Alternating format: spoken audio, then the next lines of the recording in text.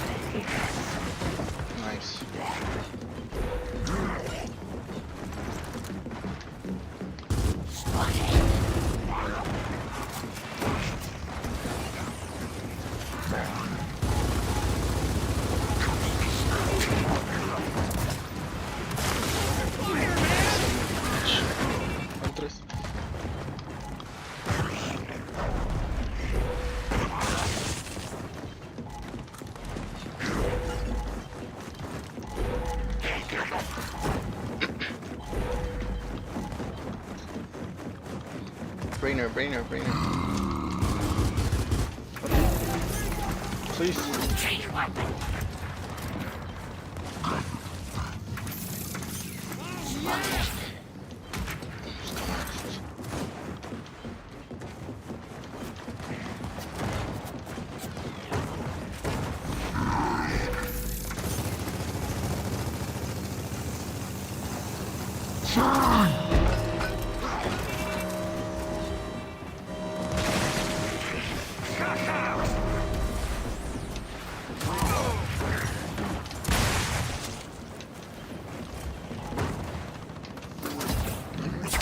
¿Cómo crees? No.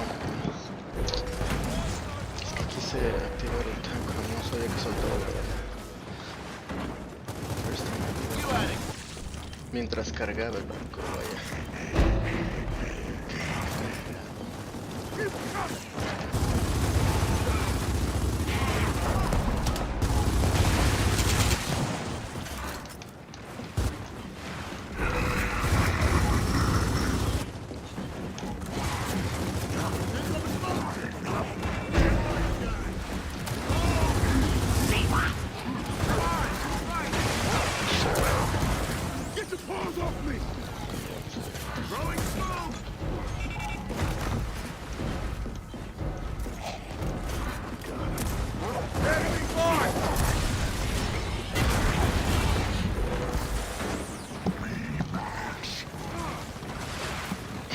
Entra, papi. No mames.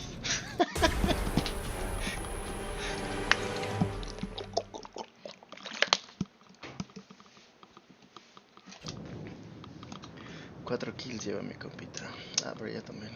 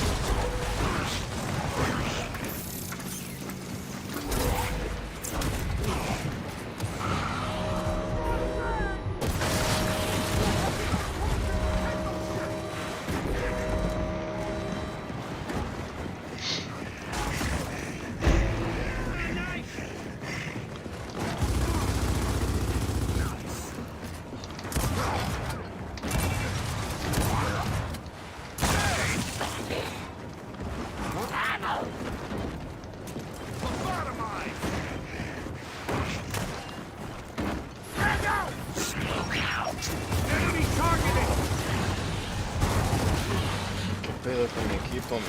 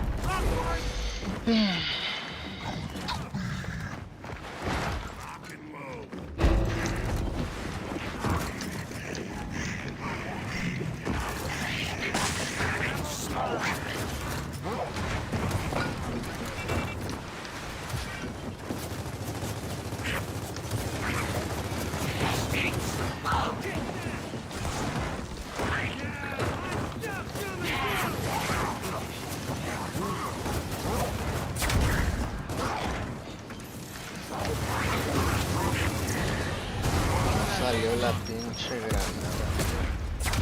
No, y el equipo está bien pendejo, ya se fue.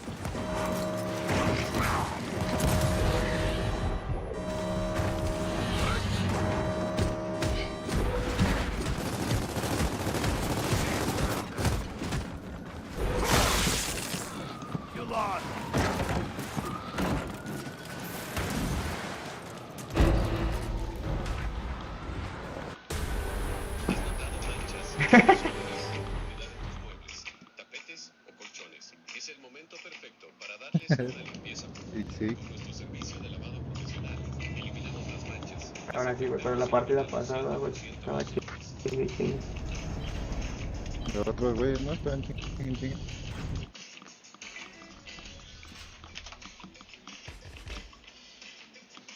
¿Has notado manchas?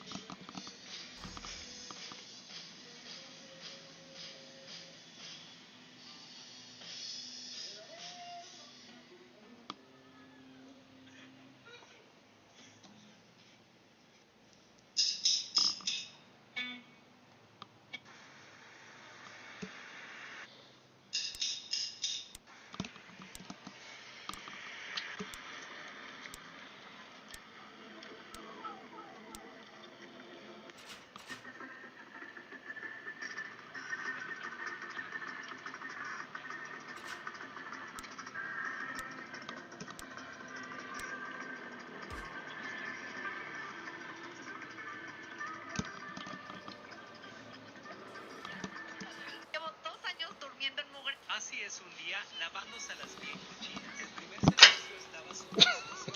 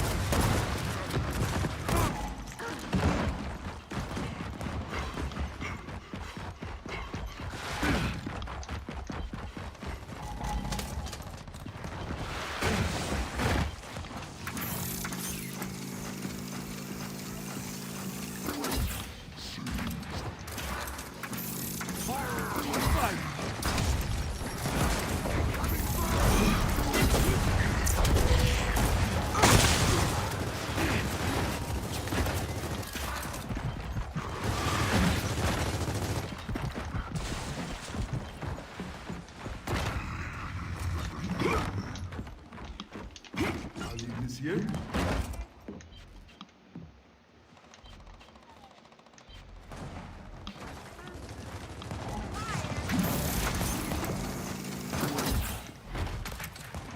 Bring it, bro. That's that. I know.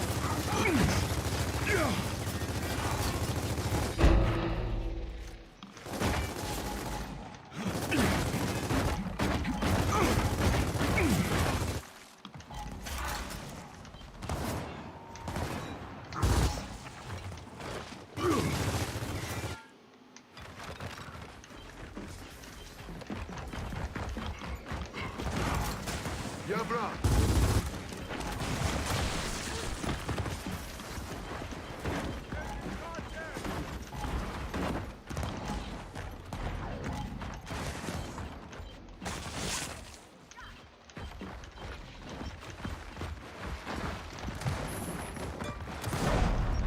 You knew this thing was up. Enemy mark!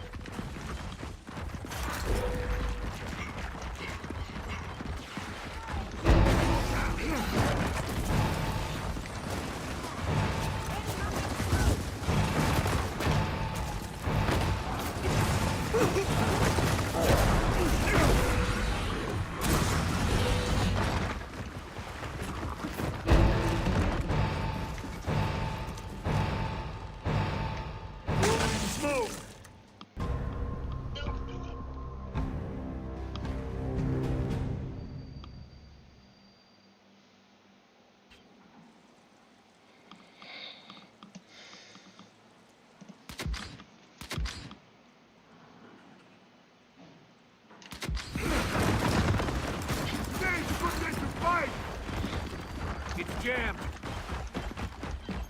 Take that.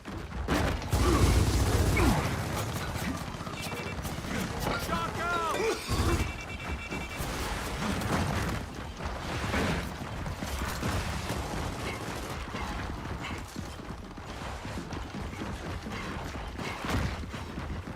Enemy targeted!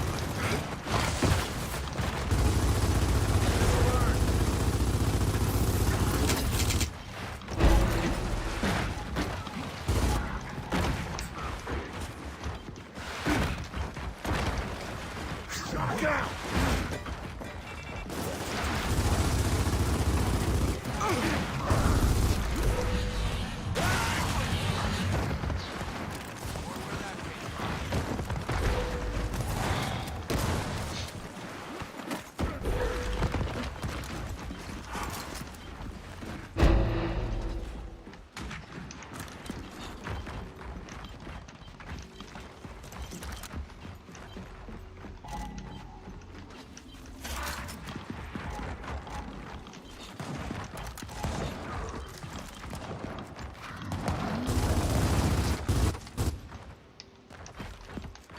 Enemy contact!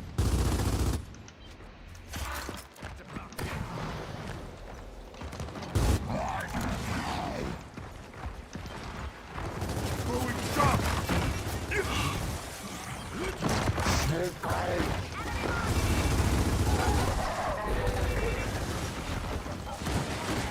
Smoke out!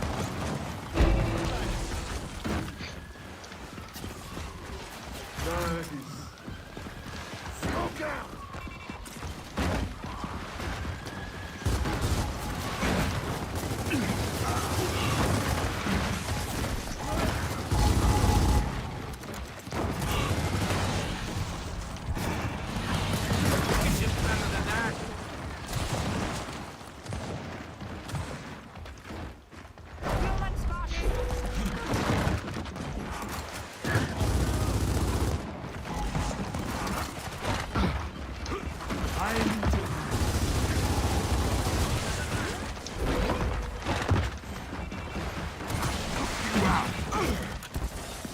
Throwing smoke!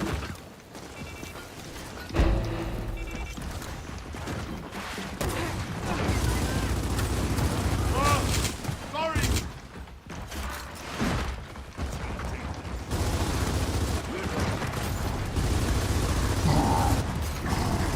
Watch it!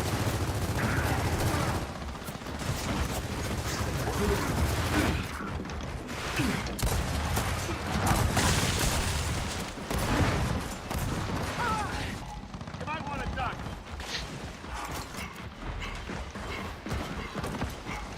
What do we have here?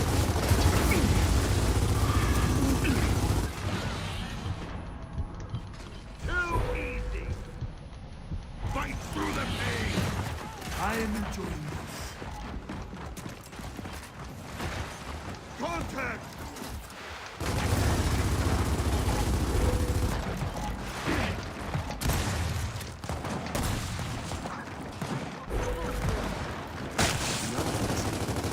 Come on, soldier.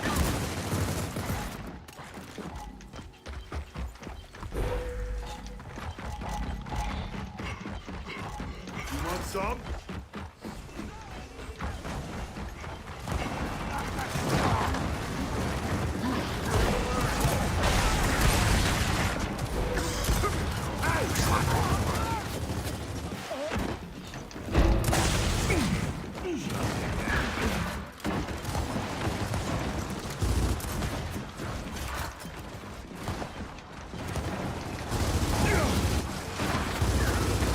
Eyes on target.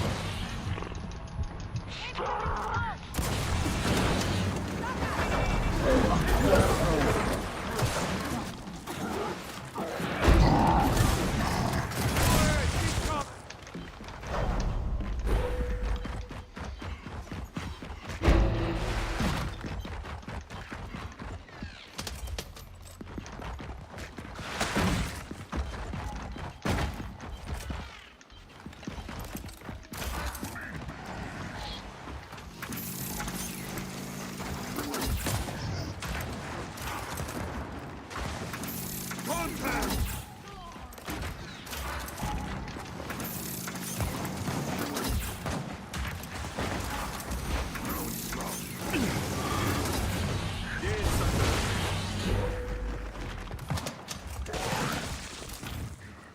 Oh, give me a break!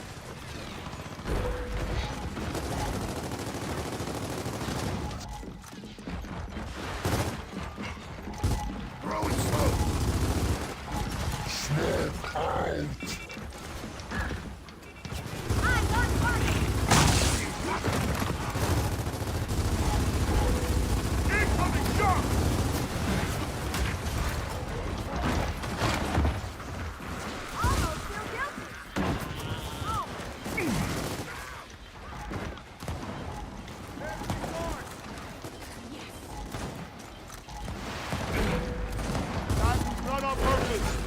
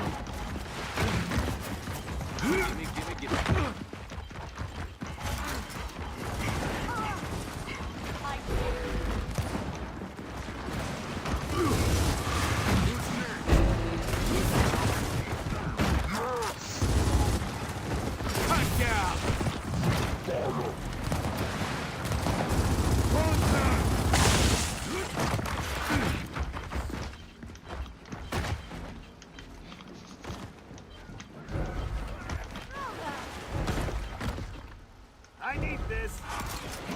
Oh, yeah!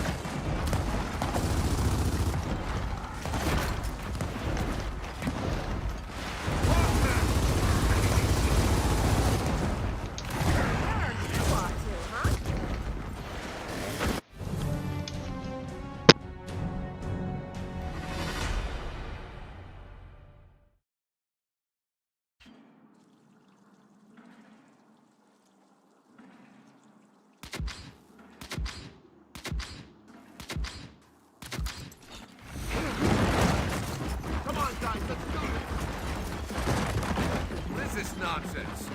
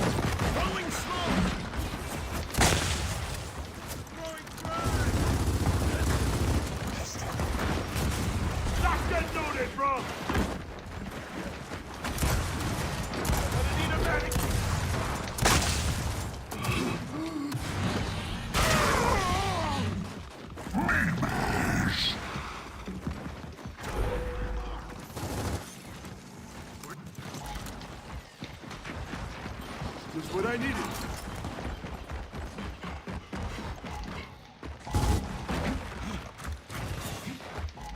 Going sharp. Contact.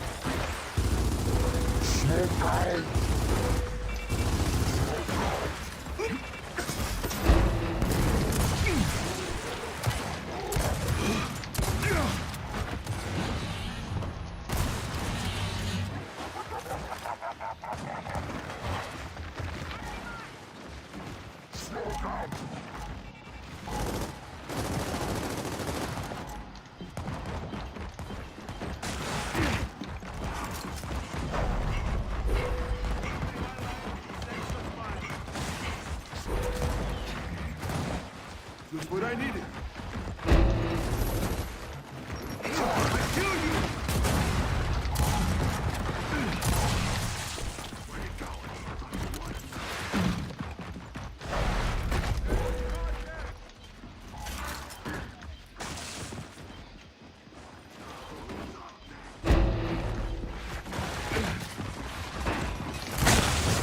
Beauty is simple to kill. Contact! Eat them die!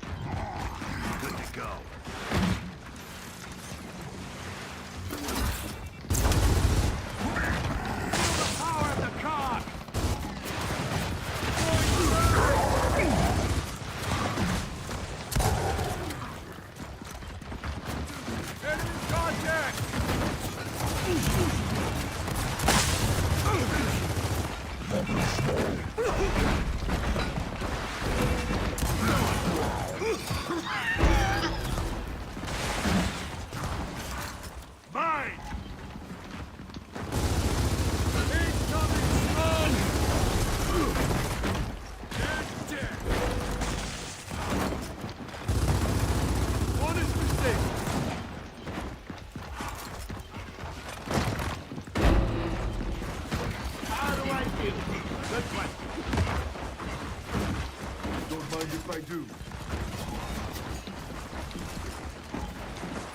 Knock out!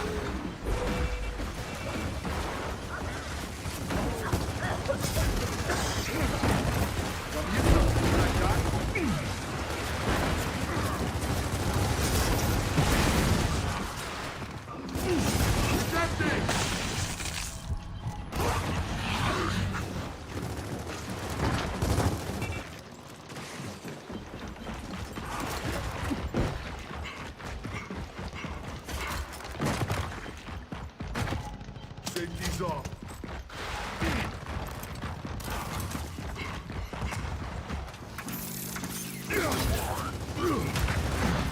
Hey, suck up you dead, huh?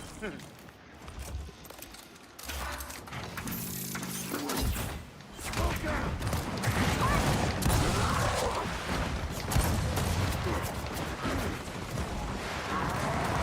On to the next!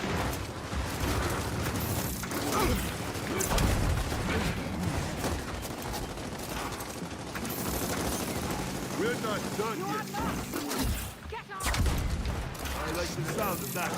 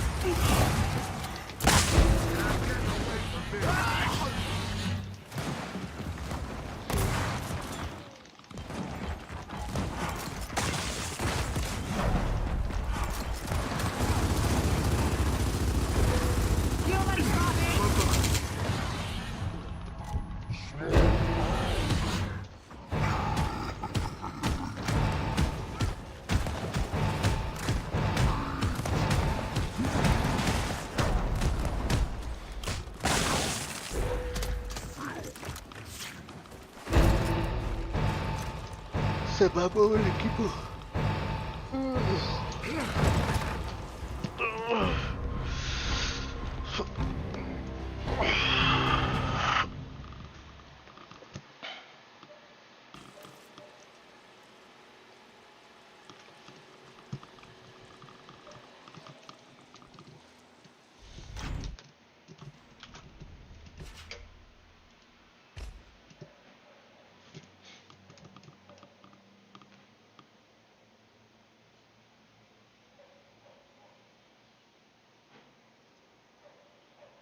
Dame un gancho, Esme, porfa. ¿Un gancho? Sí, dame un gancho. ¿Seguro? Sí. ¿Cuánto que tú me lo pediste? Tú me lo pediste. ¿A qué era ese gancho?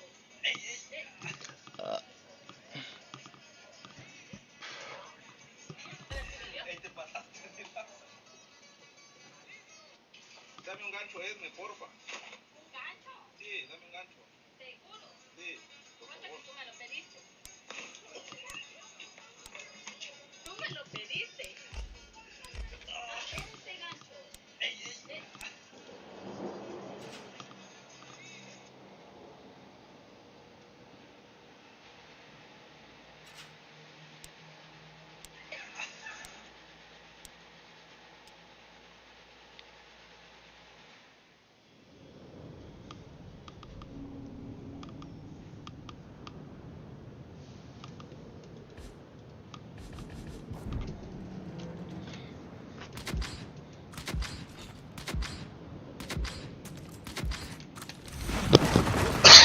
I'm ready for fire.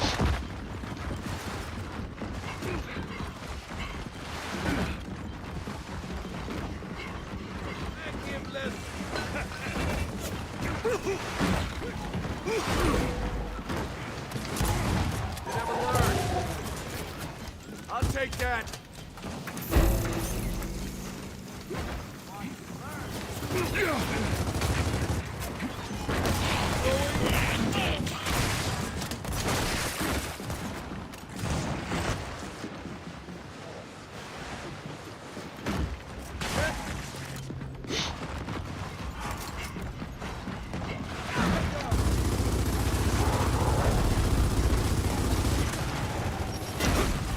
Bring it, bro. On!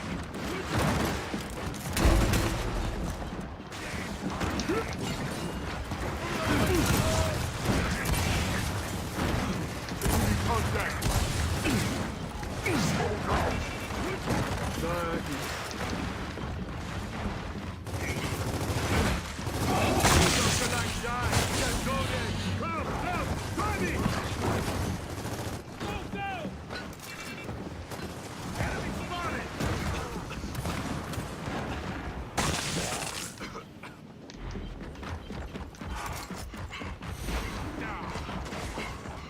Oh, yeah!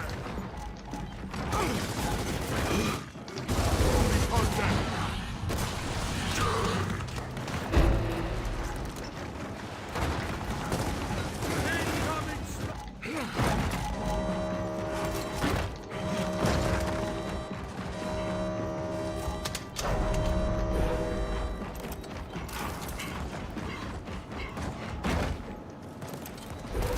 Yeah!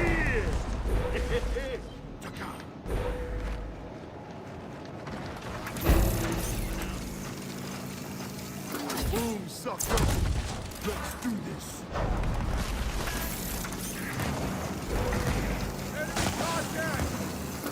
Shoot it!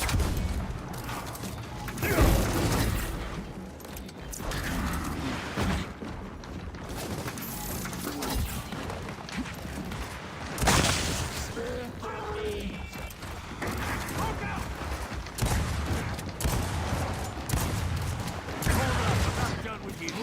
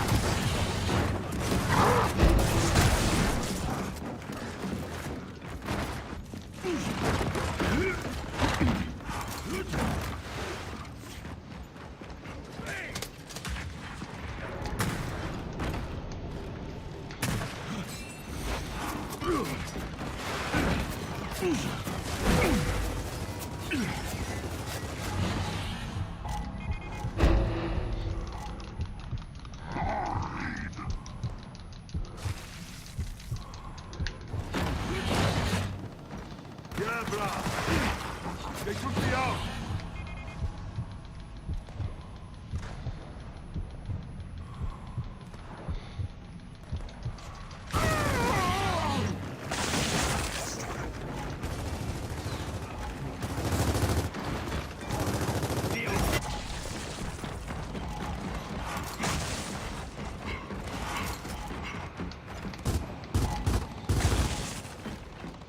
I like the sound of that.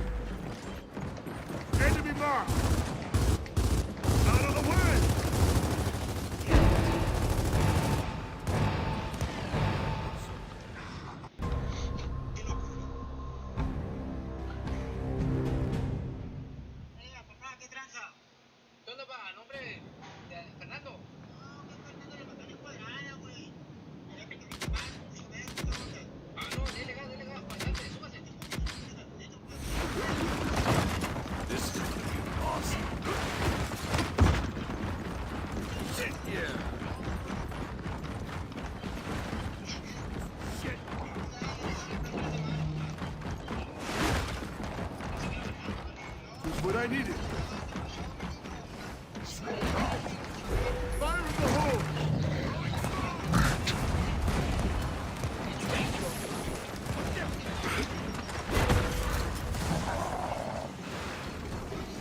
Eyes on target.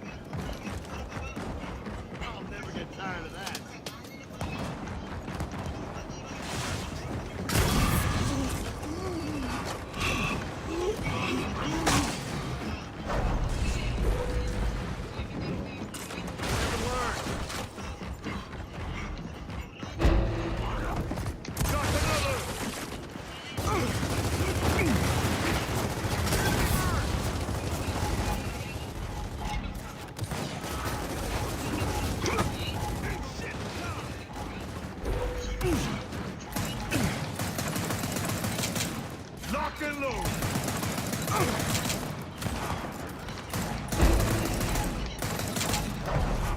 Oh, gotcha. Hang on tight.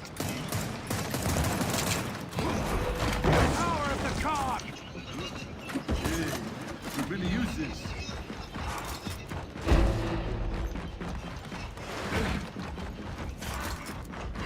Safety's off.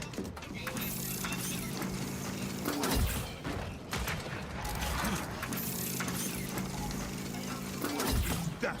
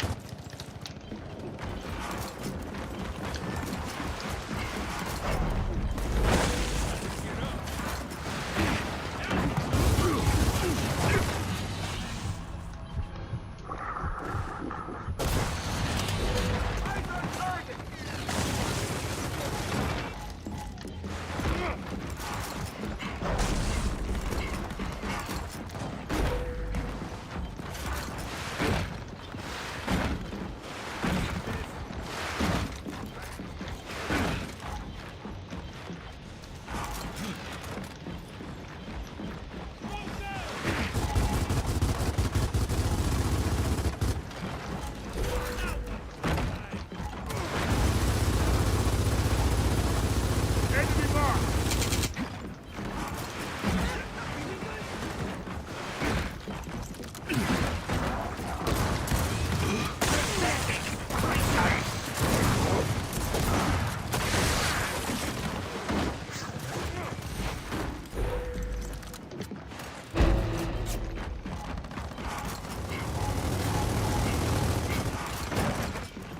Oh, good. Good job.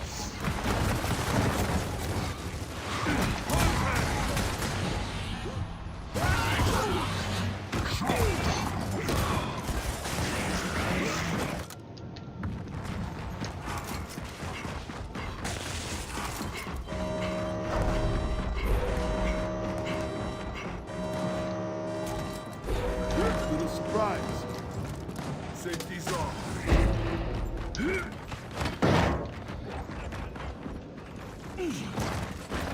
Contact!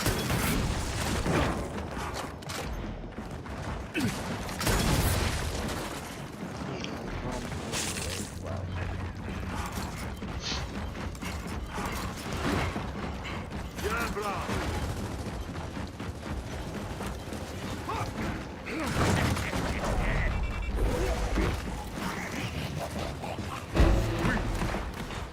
Blowing smoke! Ya next.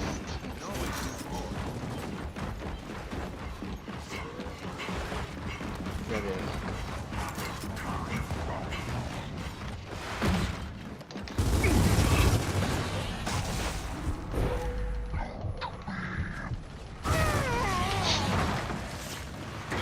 No van lanzas. Come back here!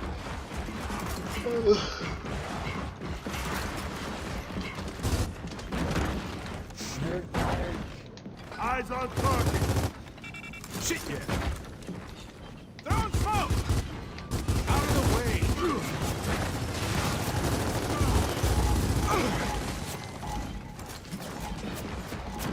Safety's off.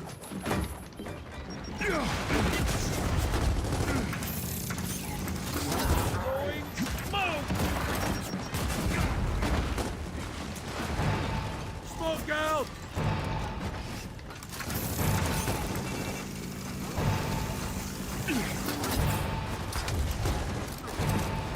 Chiquito de mierda. Incoming shot! Otra vez.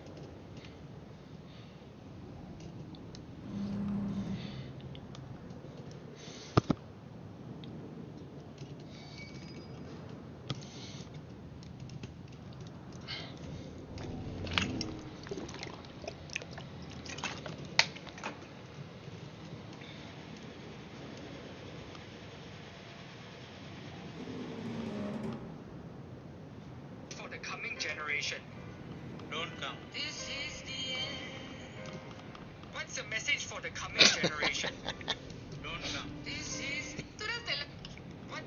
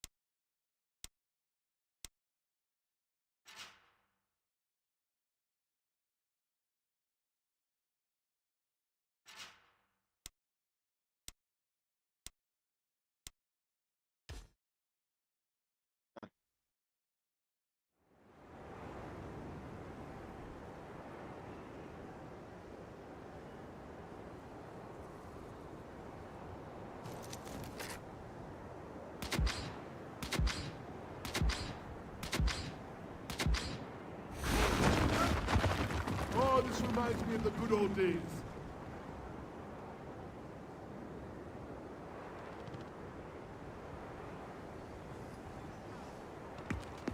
Just like I learned in the car.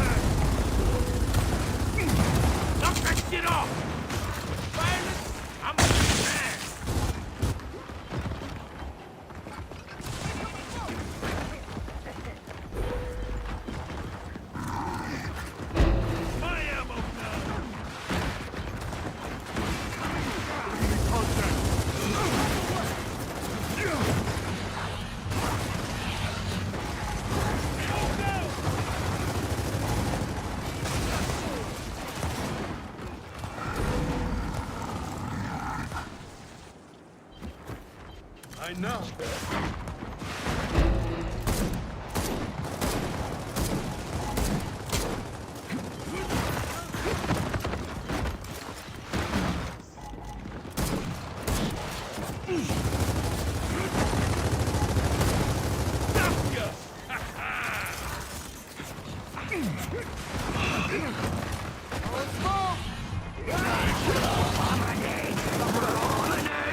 Hello?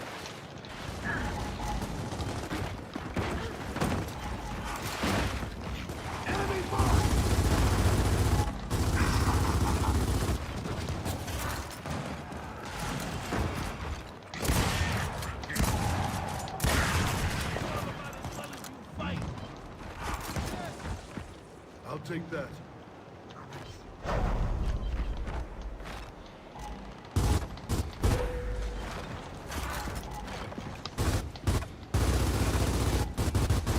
We're not done yet.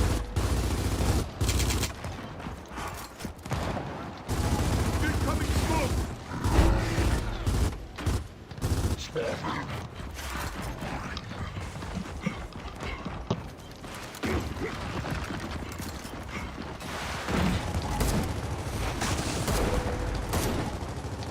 Ready for your fight.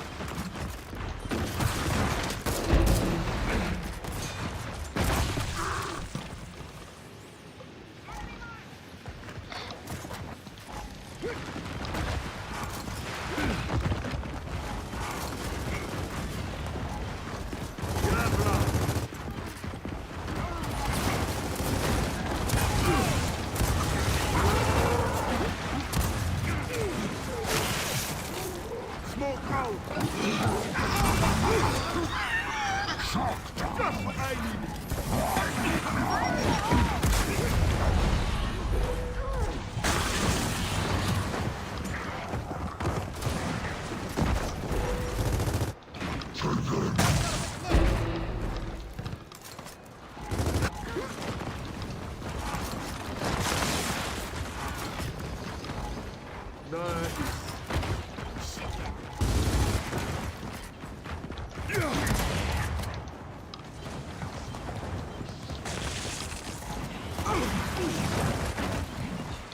Shock out!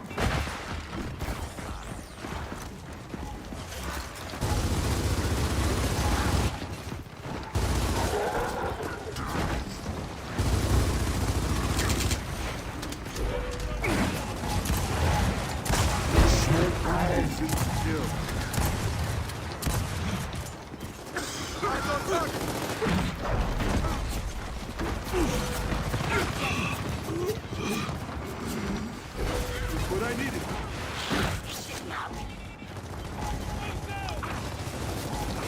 Frag out. Bye-bye.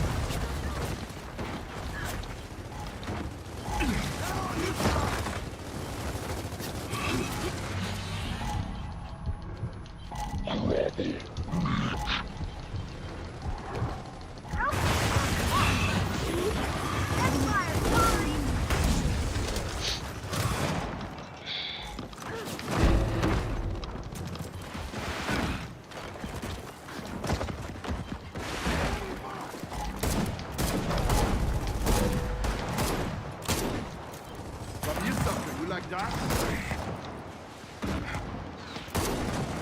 Incoming smoke!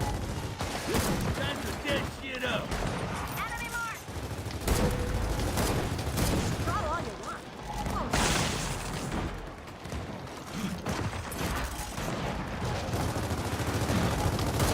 I won't be merciful.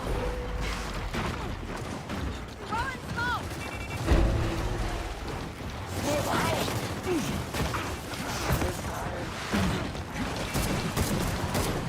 Just another.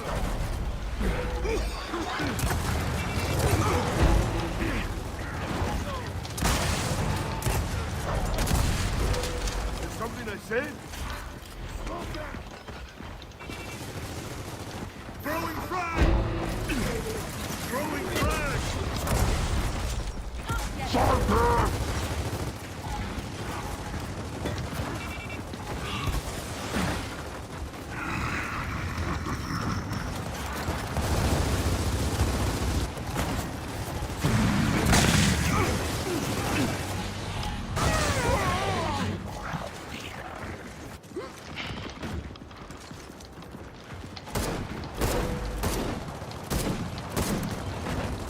This never gets old.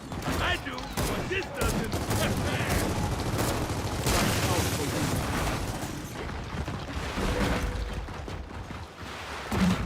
Safety's off.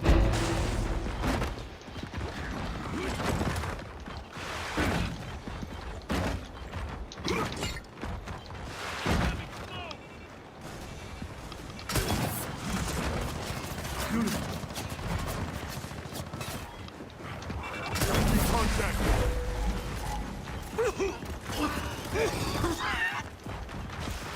Oh, yeah!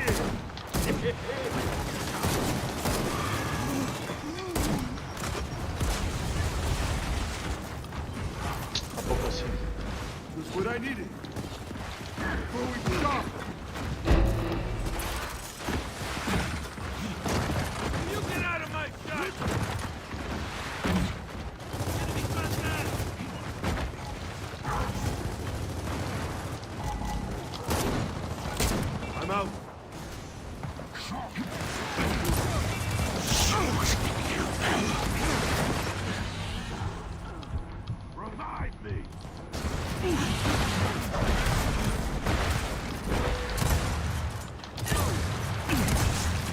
here.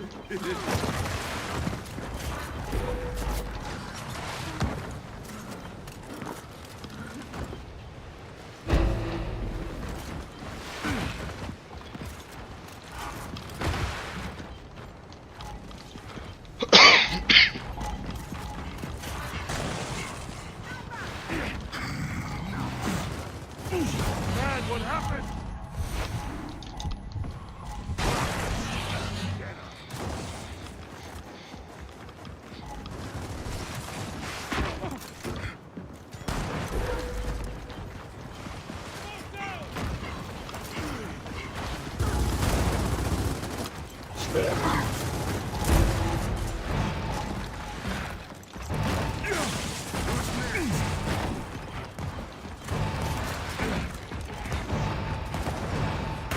What I needed. Frag out.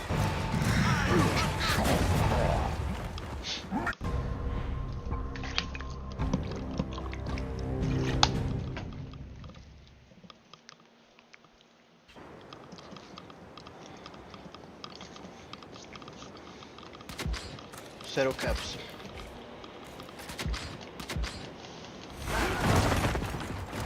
Good thing man is out here.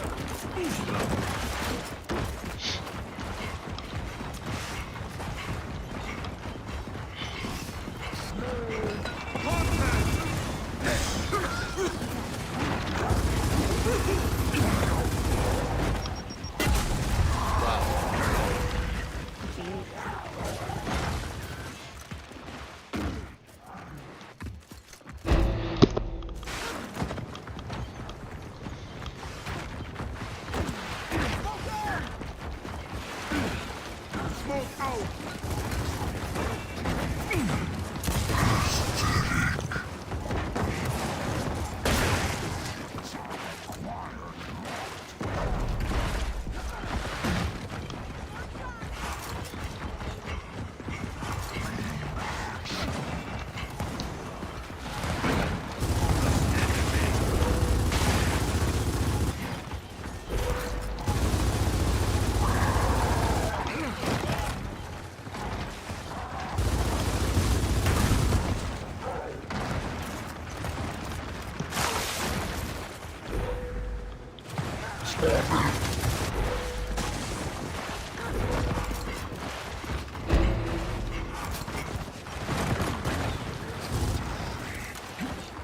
Smoke out.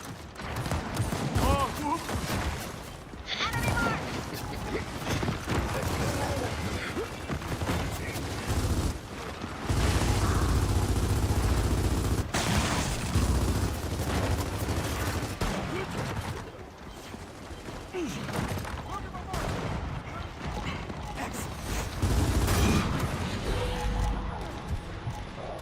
Enemy mark. Friendly fire.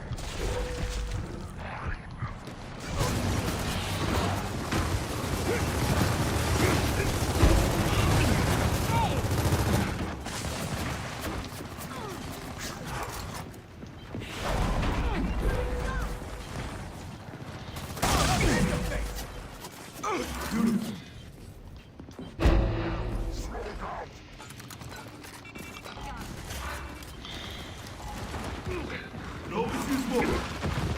Enemy contact. Shot out. Al punto que I'm down.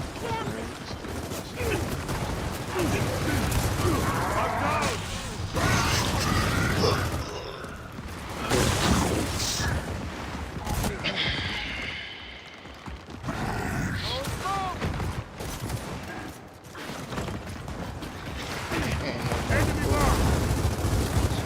Come here, I got tactical. I am enjoying this.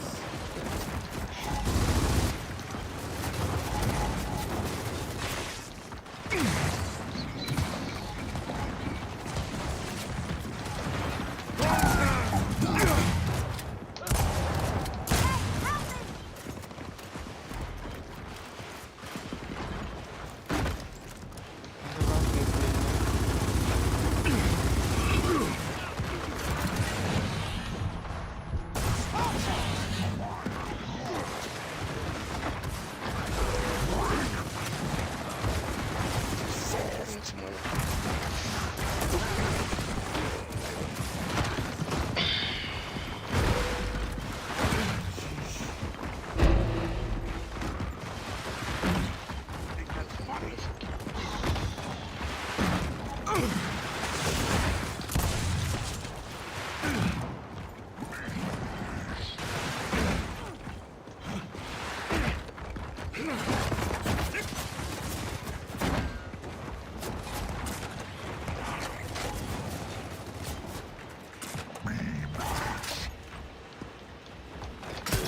you!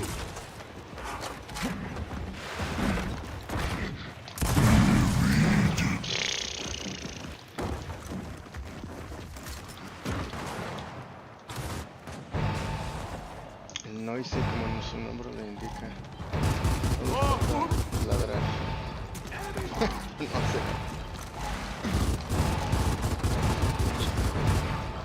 Want some?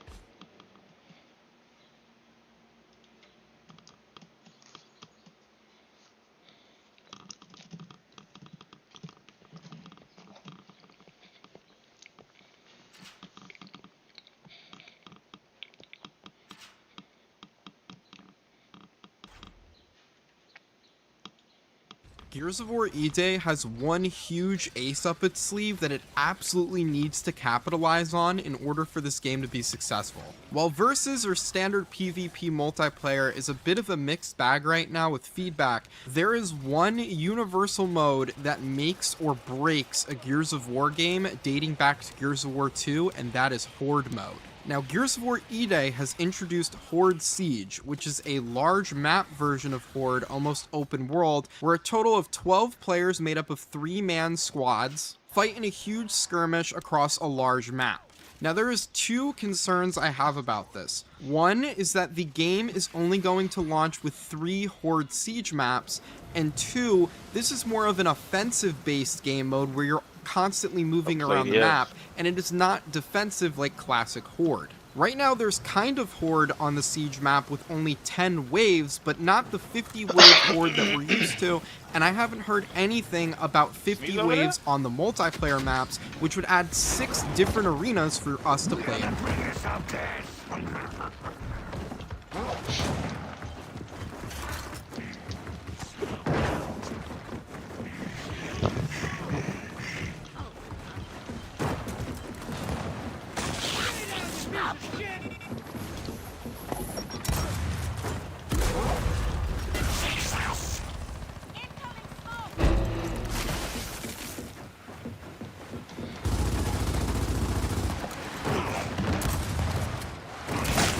Don't mess with the carbine, man!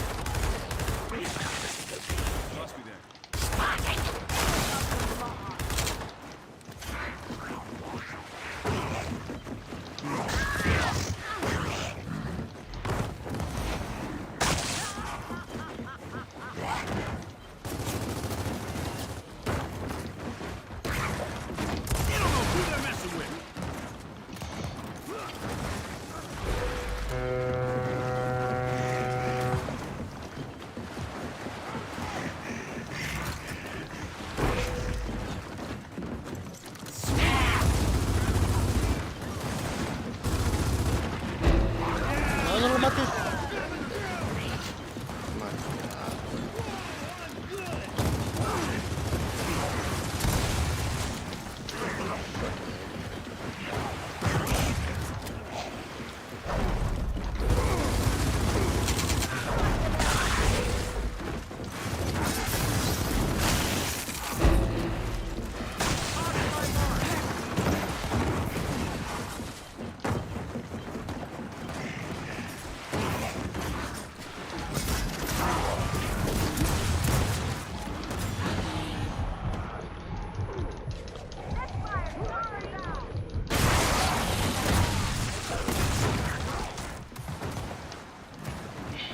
Oh yeah, I did that.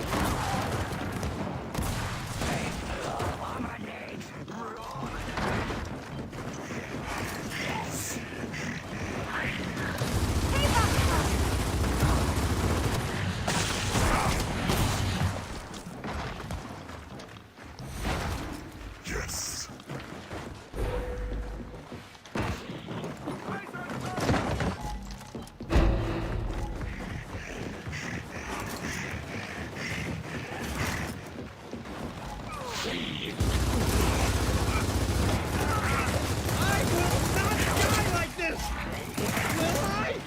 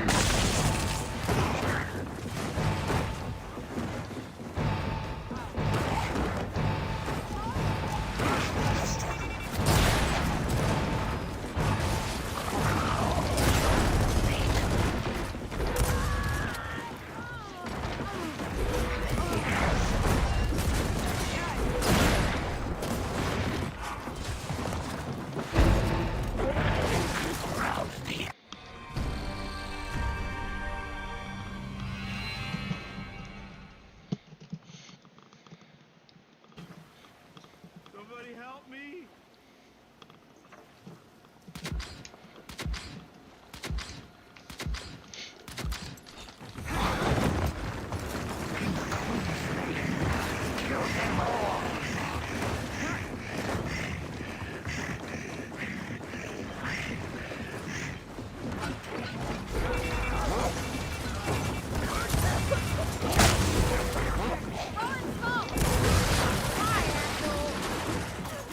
Yeah, let's go.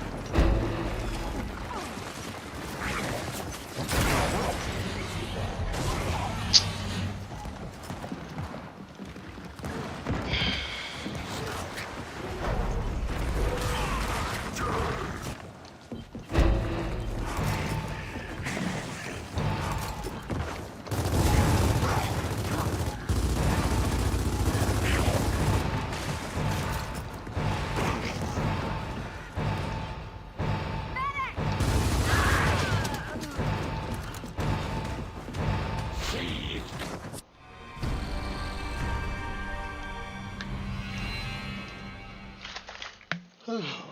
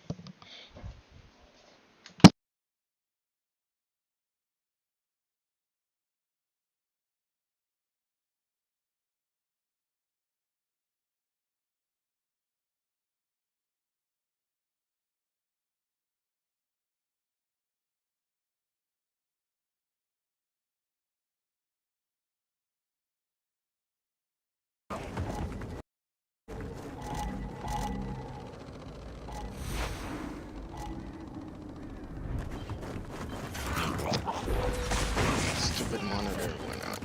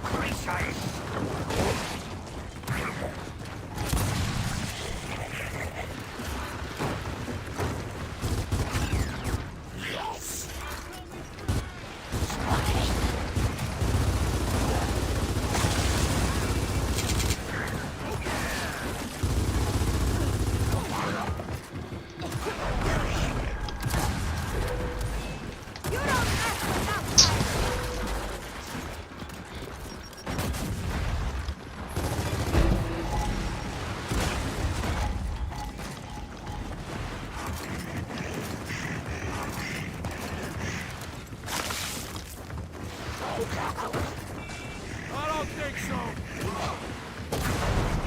On to the next.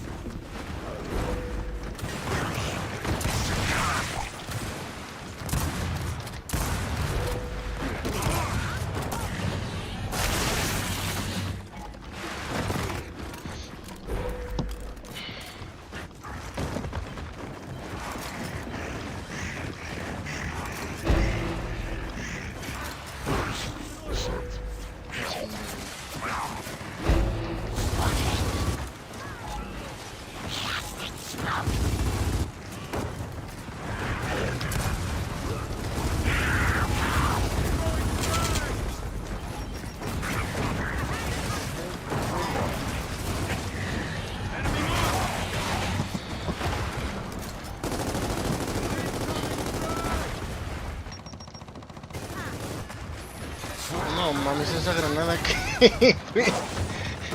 Bro, what a way to waste that. I don't even get what you were trying to do.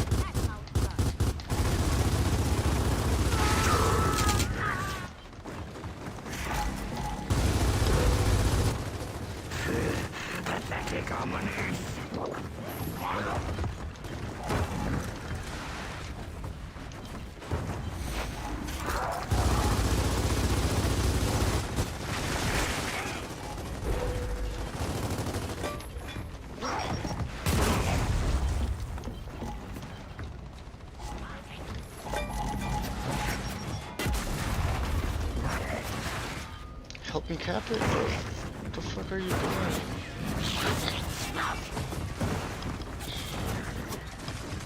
I don't get your strap.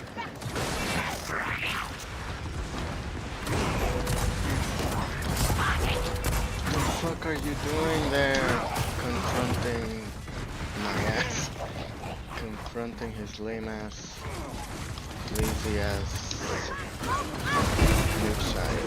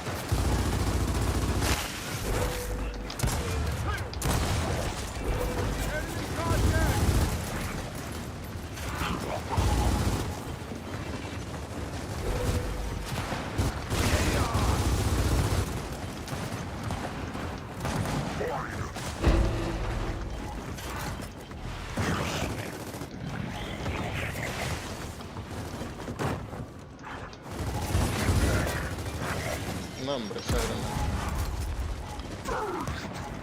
Bro, that frag was... For what? Throwing smoke! Fire in the hole!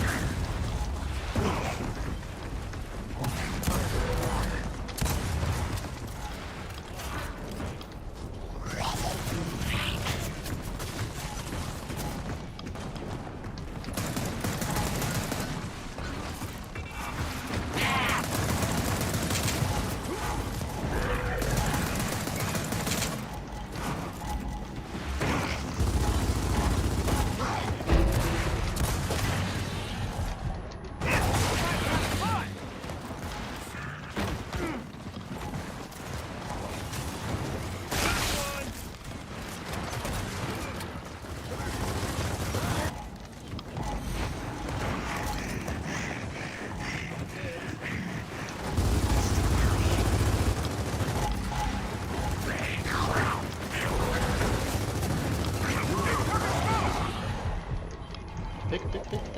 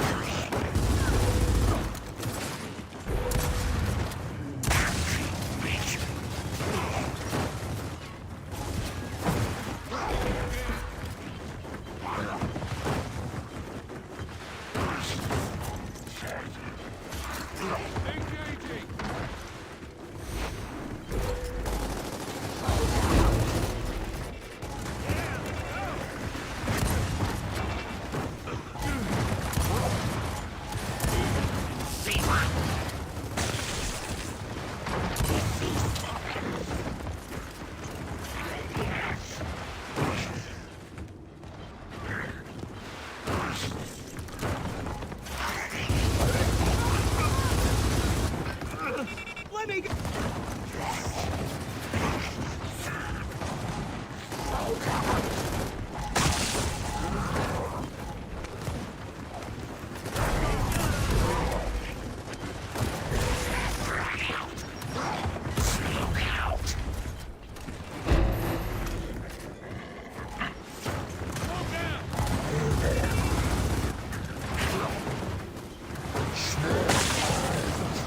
Come on, shithead.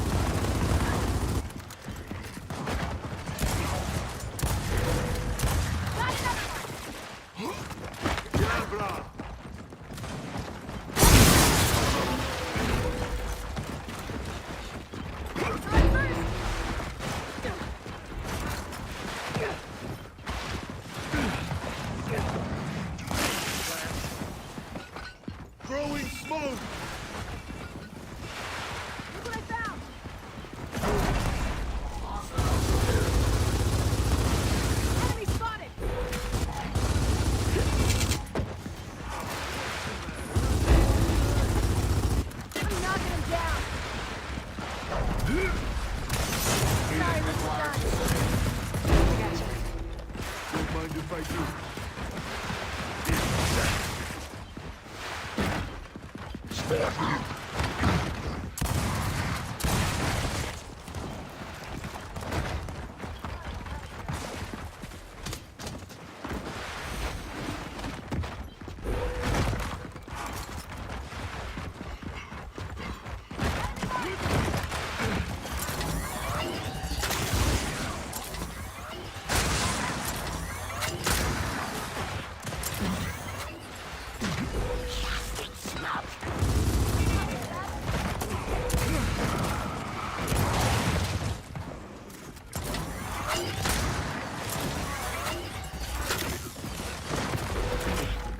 Not again!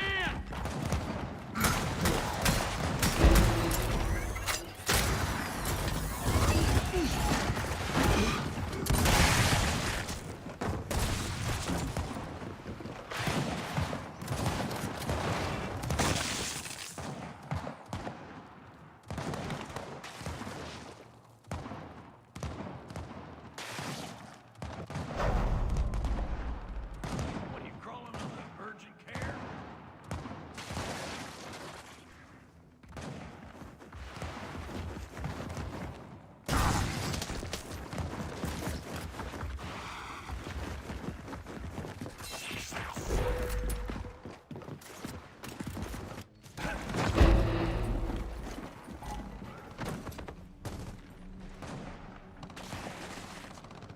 Incoming fire!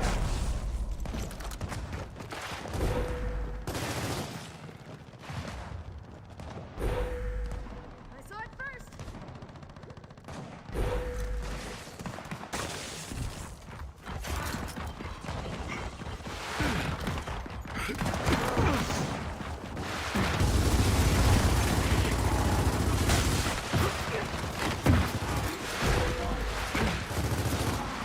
Smoke out!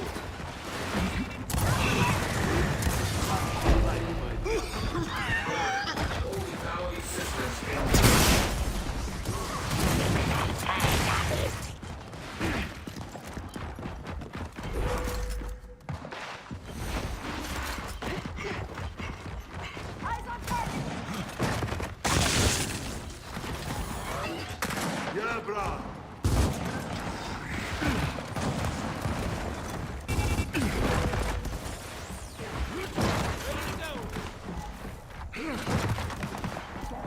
Last round.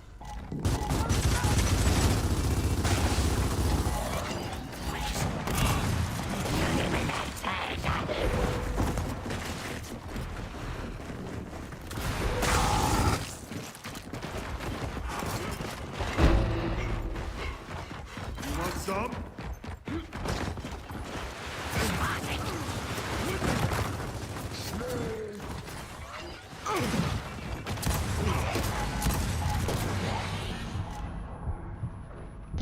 I feel like lacking. Sniper!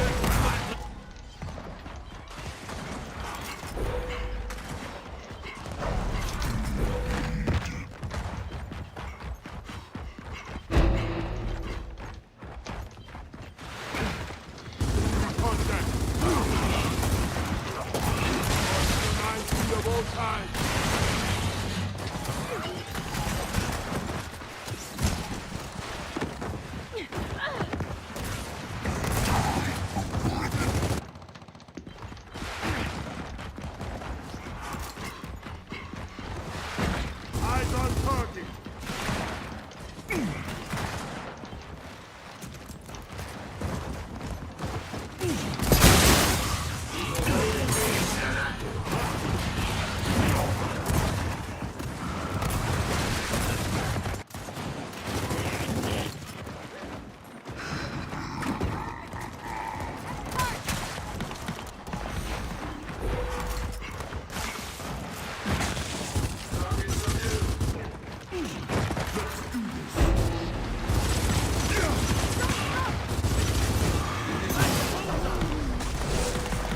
Eyes on target.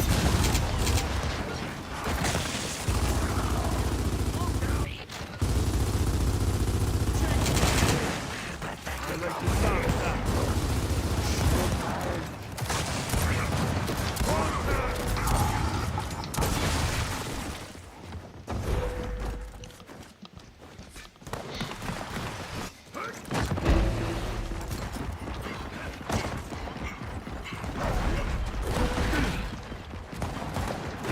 Smoke out!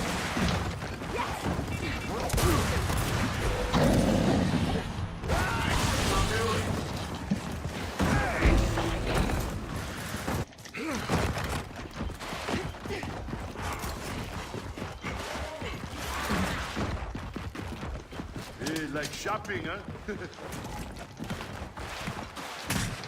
Oh, whoops! Fuck.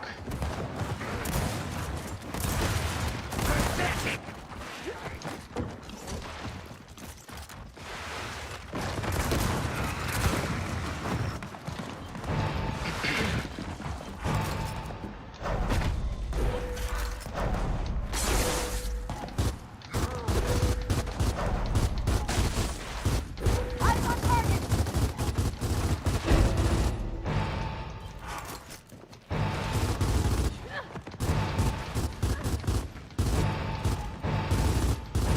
Really?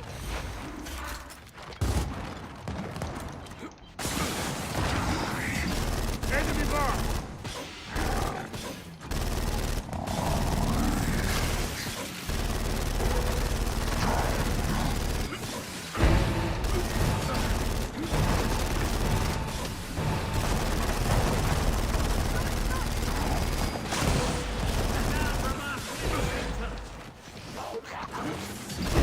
Enemy contact!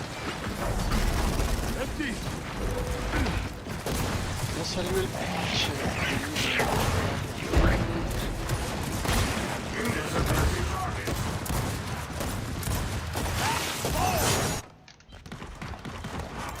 Skins back.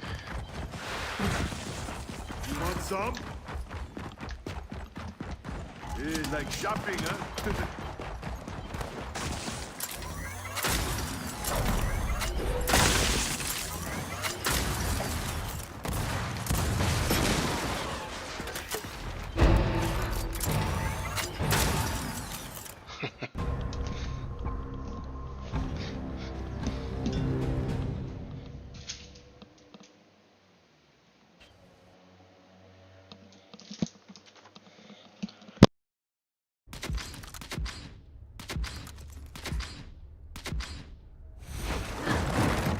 Let's roll!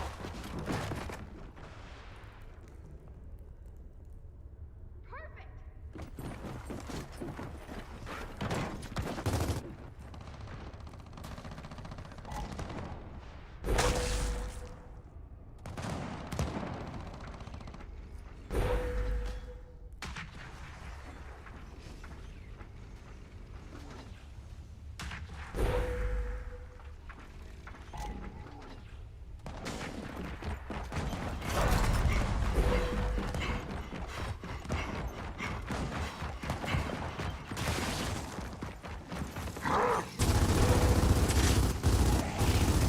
Enemy contact!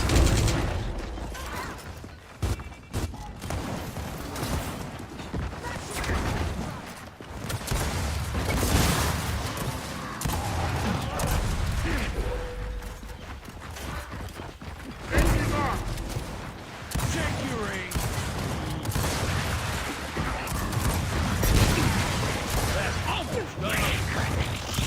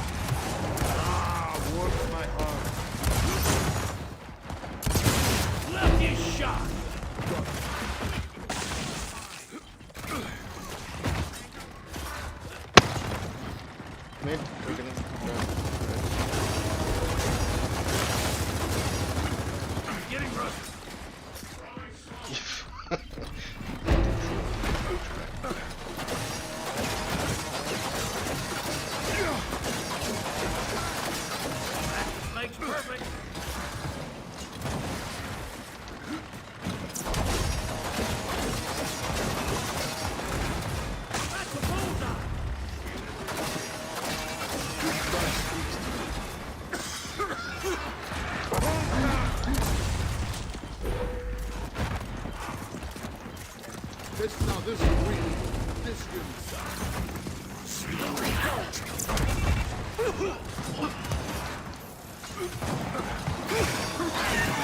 Empty.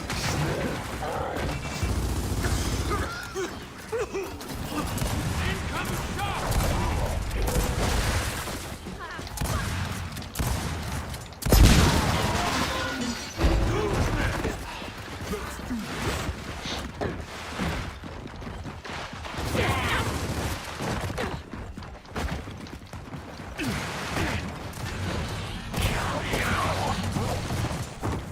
That guy moves.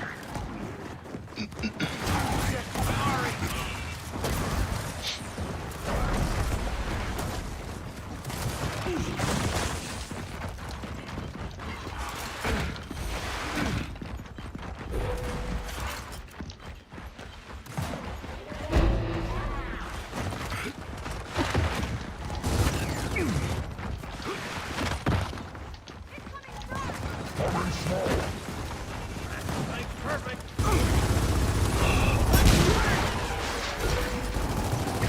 Can't crawl forever.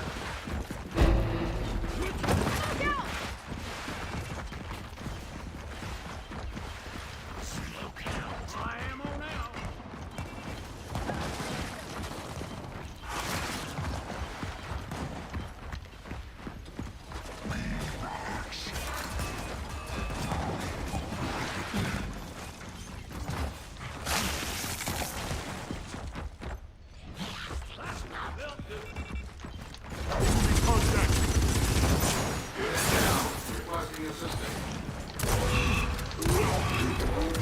Why is this guy always like knocking me out?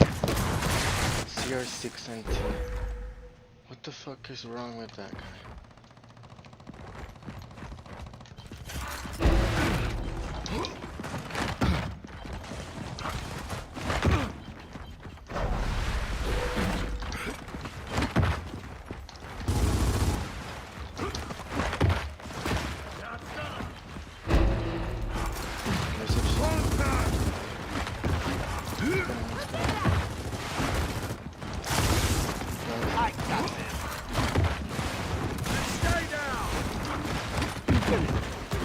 I don't know if they got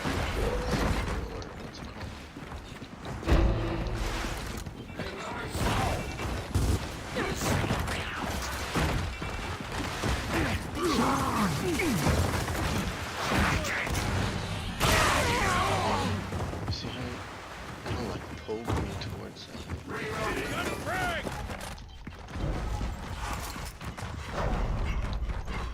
You want some?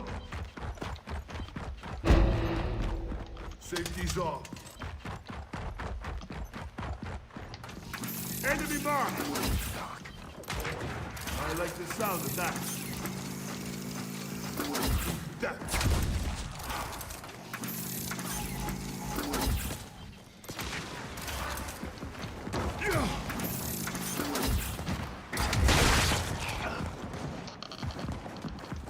¿Cómo se mueve?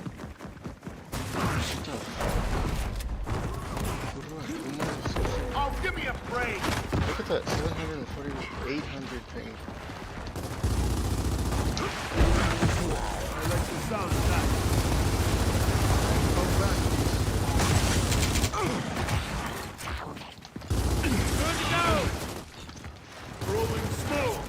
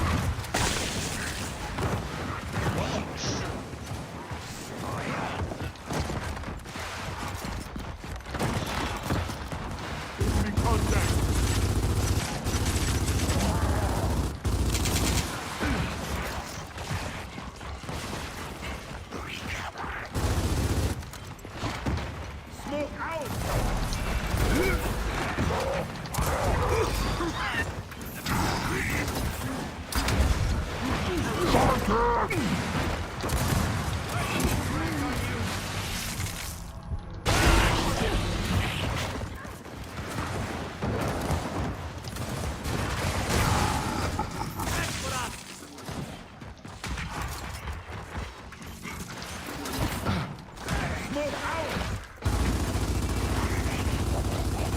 We're not done yet.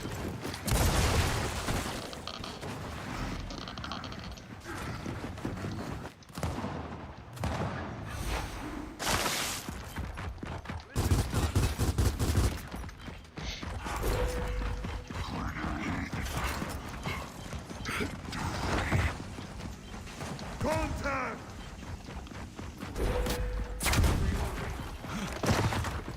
Smoke out!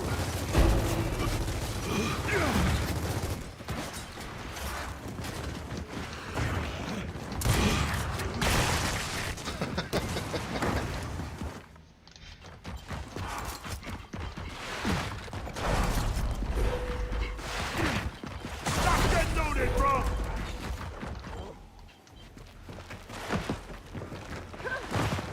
Throwing smoke! Eyes on target!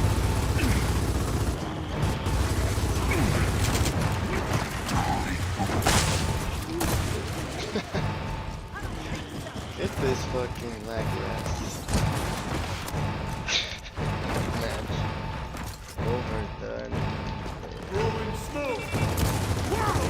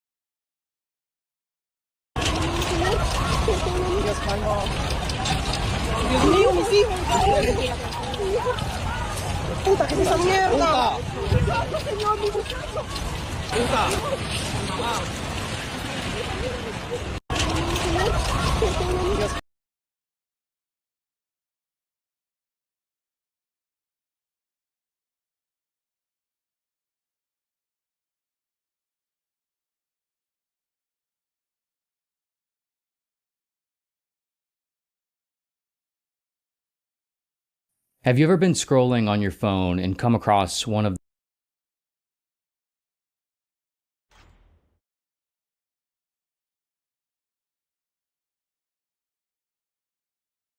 those short form videos where have you ever been scrolling on your phone and come across one of those short form videos where the hook is something like videos to watch instead of doom scrolling, or YouTube channels to watch to combat brain rot, or maybe just 10 best things to do instead of scrolling, something along those lines?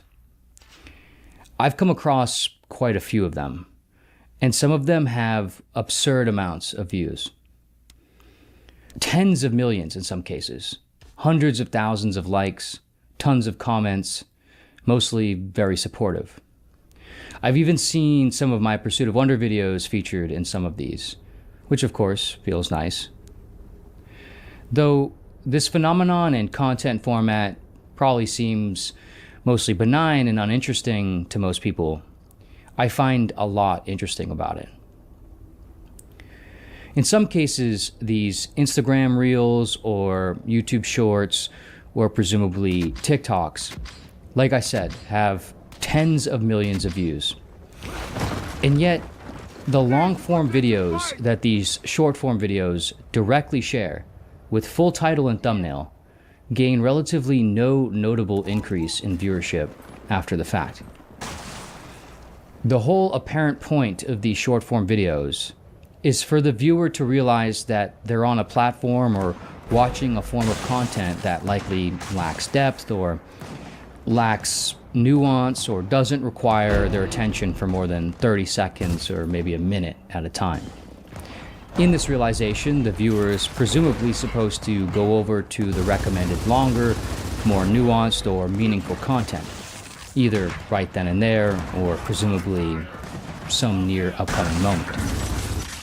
As far as an activity or habit change goes, this is about as low as fruit can hang. You just have to essentially go over to a different tab on the same phone you're already on and using and then search the video title or channel of one of these long-form videos. Then just passively watch a slightly longer, more complex video. Totally free. Doom scrolling solution. And yet, like I said, often the long-form videos featured in these short-form videos see almost no difference in viewership after being featured, relatively speaking. And even when they're repeatedly featured in tons of copycat short videos, of which there are almost always many whenever a particular one goes viral. I know all this because, like I said, some of my videos have been featured in some of them, and I pay attention to this stuff.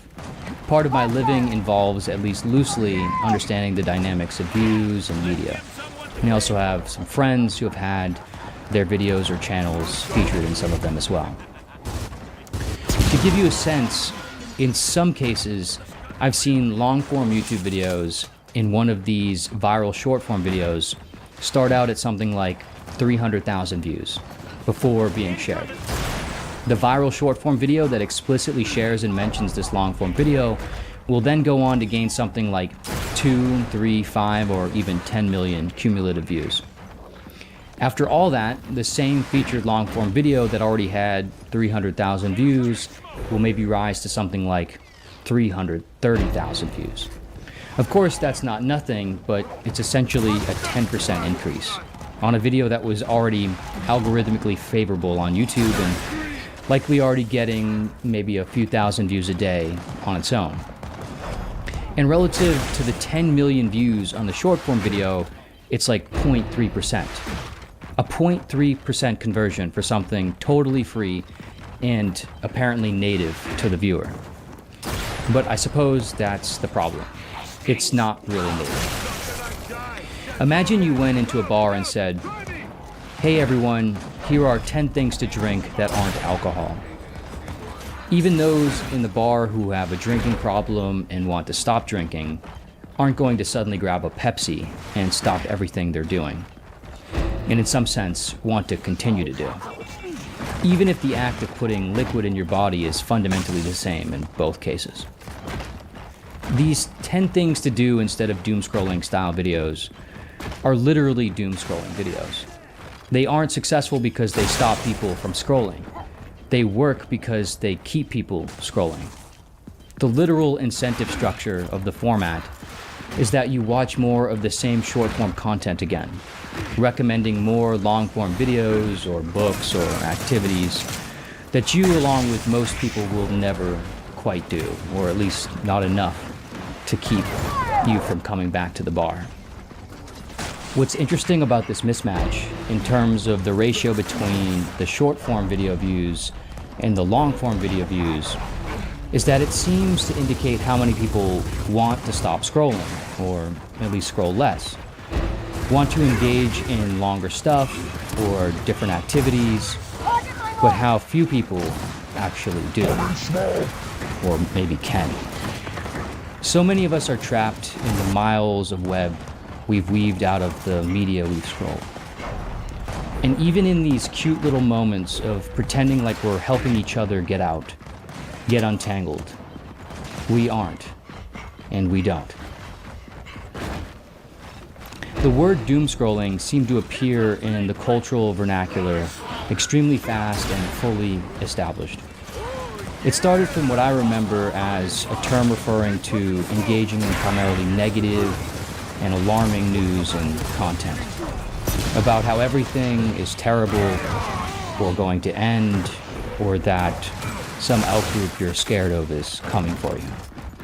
But now it seems to mostly just mean to scroll in general. Endless, uncontrolled, unrestrained engagement in mindless short-form content that does nothing for you except distract you from the doom you've already accepted is behind almost everything. But of course, the world has always been filled with doom, or not. And we have likely always chased distraction to the fullest extent available. Our yearn for something better has always been insatiable. Scrolling is just the next natural evolution of that endless yearn for something more, something else. A distraction from ourselves in the silence of an unadulterated moment inside a lonely skull. Every scroll is an attempt to flick away this reality in hopes that the next discovery will reveal something useful or meaningful or satisfying or relieving. Perhaps a glimmer of hope that this will be our last mindless video we watch before closing out of this app to open a new one and watch a slightly longer video instead. But that's not good enough. One more flick.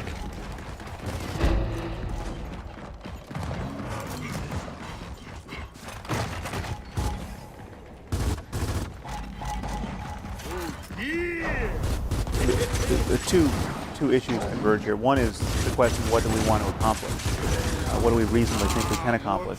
And then this article of faith that I think circulates, unfortunately, among people of our viewpoint, that you can't argue anyone out of their beliefs. I mean, is this a completely fatuous exercise, or can we actually win a war of ideas with people? And I think, certainly judging from my email, we can. I mean, I'm constantly getting emails from people who have lost their faith and in effect been argued out of it. And the straw that broke that camel's back was either one of our books or some other process of reasoning, or incompatibility of what they knew to be true and what they were told about their faith, that I think we have to just highlight the fact that it's possible for people to be shown the contradictions internal to their faith, or the contradiction between their faith and what we've come to know to be true about the universe. And they just, the process can take minutes or months or years, but they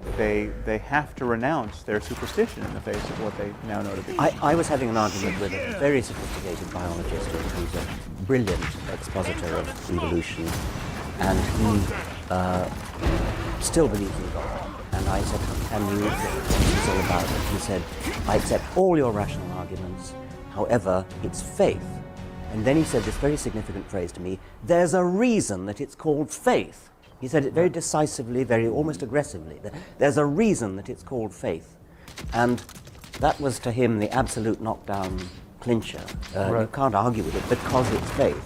And he said it proudly and defiantly, rather than in any sort of apologetic way. And you get it all the time in North America from people who say you've got to read William James and have had to be able to judge other people's subjective experience. It's something that by definition is possible. Right. If it's real to them, why can't you respect it? I mean, this wouldn't be acceptable in any other field of argument at all. The impression people are under is the critical thing about them. I had a debate with a very senior Presbyterian in Orange County, and I asked him, because we were talking about biblical ritualism, of which he wasn't an exponent. I said, well, what about the graves opening at the time of the crucifixion according to St. Matthew? And everyone getting out of their graves and just walking around greeting old friends in the city. I was going to ask him, doesn't that rather cheapen the idea of the resurrection of Jesus? But he mistook my purpose. He wanted to know if I believed that had happened. That was what he thought. Right. And he said that as a historian, he was inclined to doubt it. Right. But as a Presbyterian minister, he thought it was true. I thought, well, all right then. No, I'm seriously, for me it was enough that I got him to say that. Right. I said, in that case, I rest my case. I don't want to say any more. You've said all I could say. Yeah. Well, there's one other chip I'd like to put on the table here. There's this phenomenon of someone like Francis Collins, or the biologist you just mentioned, someone who obviously has enough of the facts on board, enough of a scientific education to know better, and still does not know better, or professes not to know better. And I think we have a cultural problem where, and this was actually brought home to me at one talk I gave. A physics professor came up to me at the end of the talk and told me that he had brought one of his graduate students, who was a devout Christian, and who was quite shaken by my talk. And all I got from this report was that this was the first time his faith had ever really been explicitly challenged. And so there's something about it's true to say that you can go through the curriculum of becoming a scientist and never have your faith explicitly challenged because it's taboo to do so. And now we have engineers who can build nuclear bombs in the Muslim world who still think it's plausible metaphysics that you can get to paradise and get 72 virgins. And we have people like Francis Collins who think that On Sunday, you can kneel down in the dewy grass and give yourself to Jesus because you're in the presence of a frozen waterfall. And on Monday, you can be a physical geneticist. Well, according to our friend, great Pervez, his boy, the Pakistani physicist, there are people who think you can use the jinns, the devils, and harness their power for the reactor. It's almost tempting to fund such a project. Yeah, and it seems, and I gather that, again, I can't get over him still, but the respected Tariq Ramadan of St. Anthony's College, Oxford, says in his book, I'm told, that he believes in jinns too. Right. Right. I hope I'm not doing him an injustice. I've been told that in his book, In the Steps of the Prophet, he says as much. So one is up against things that are flat out primitive and superstition. I think it may be easier than we're supposing to shake people's faith. There's been a moratorium on this for a long time. We're just the beginning of a new wave of explicit attempts to shake people's faith, and it's bearing fruit. And the obstacles, it seems to me, are not that we don't have the facts or the arguments. It's these strategic reasons for not professing it, not admitting it. Not admitting it to yourself, not admitting it in public, because your family is going to view it as a betrayal.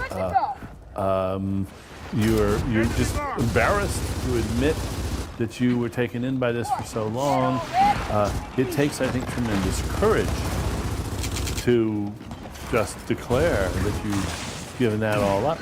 And if we can find ways to help people find that courage and give them some examples of people who have done this, and they're doing just fine. They may have lost the affections of a parent or something like that. They may have hurt some family members, but still, I think it's a good thing to encourage. And I don't think we should assume that we can't do this. I think we can. Yes, it's almost patronising to suggest that we couldn't, suggest that it shouldn't. It's not. On the other hand, I think we all know who seem to manage this kind of split brain of, as Sam said, believing one thing on a Sunday and then something totally contradictory and incompatible in the rest of the week. And there's nothing, I suppose, neurologically wrong with that. I mean, there's no reason why one shouldn't have a brain that's split in that kind of way. But it is unstable in a certain way. But yeah, and I'm sure you're right that people do this and they're very good at it, and they do it by deflecting attention from it. Yeah. And let's start. But how you can live with it? Let's start focusing attention. How can you live with a contradiction? By forgetting that you're doing this and by not attending to it. I think what I would love to do is to invent a memorable catchphrase or term that would rise unbidden in their minds when they caught themselves doing it. Mm-hmm. And then they would think, oh, this is one of those cosmic shifts that Dennett and Dawkins and Harris and Hitchens are talking about. Oh, right, and they think this is somehow illicit. Just to create a little more awareness in them of what a strange thing it is that they're doing. Yeah. I'm afraid to say that I think that cognitive dissonance is probably necessary for everyday survival. Everyone does it a bit. You mean tolerating cognitive dissonance? No, practicing. Actually practicing. I mean, I don't know, take the case of someone who's a member of MoveOn.org. They think the United States government is a brutal, militaristic, imperial regime that crushes the poor and invades other people's countries. But they pay their taxes. It's very, very rare that they don't. They send their children to school. They do their stuff. They don't act all the time as if 10% of what they believe is true. Right. Yeah. Partly because it would be impossible. Say with people in the 50s who, members of the John Birch Society, who thought President Eisenhower was a communist. Okay, you get up in the morning, you believe that. The White House is run by the Kremlin, but then you have to go and get the groceries. Right.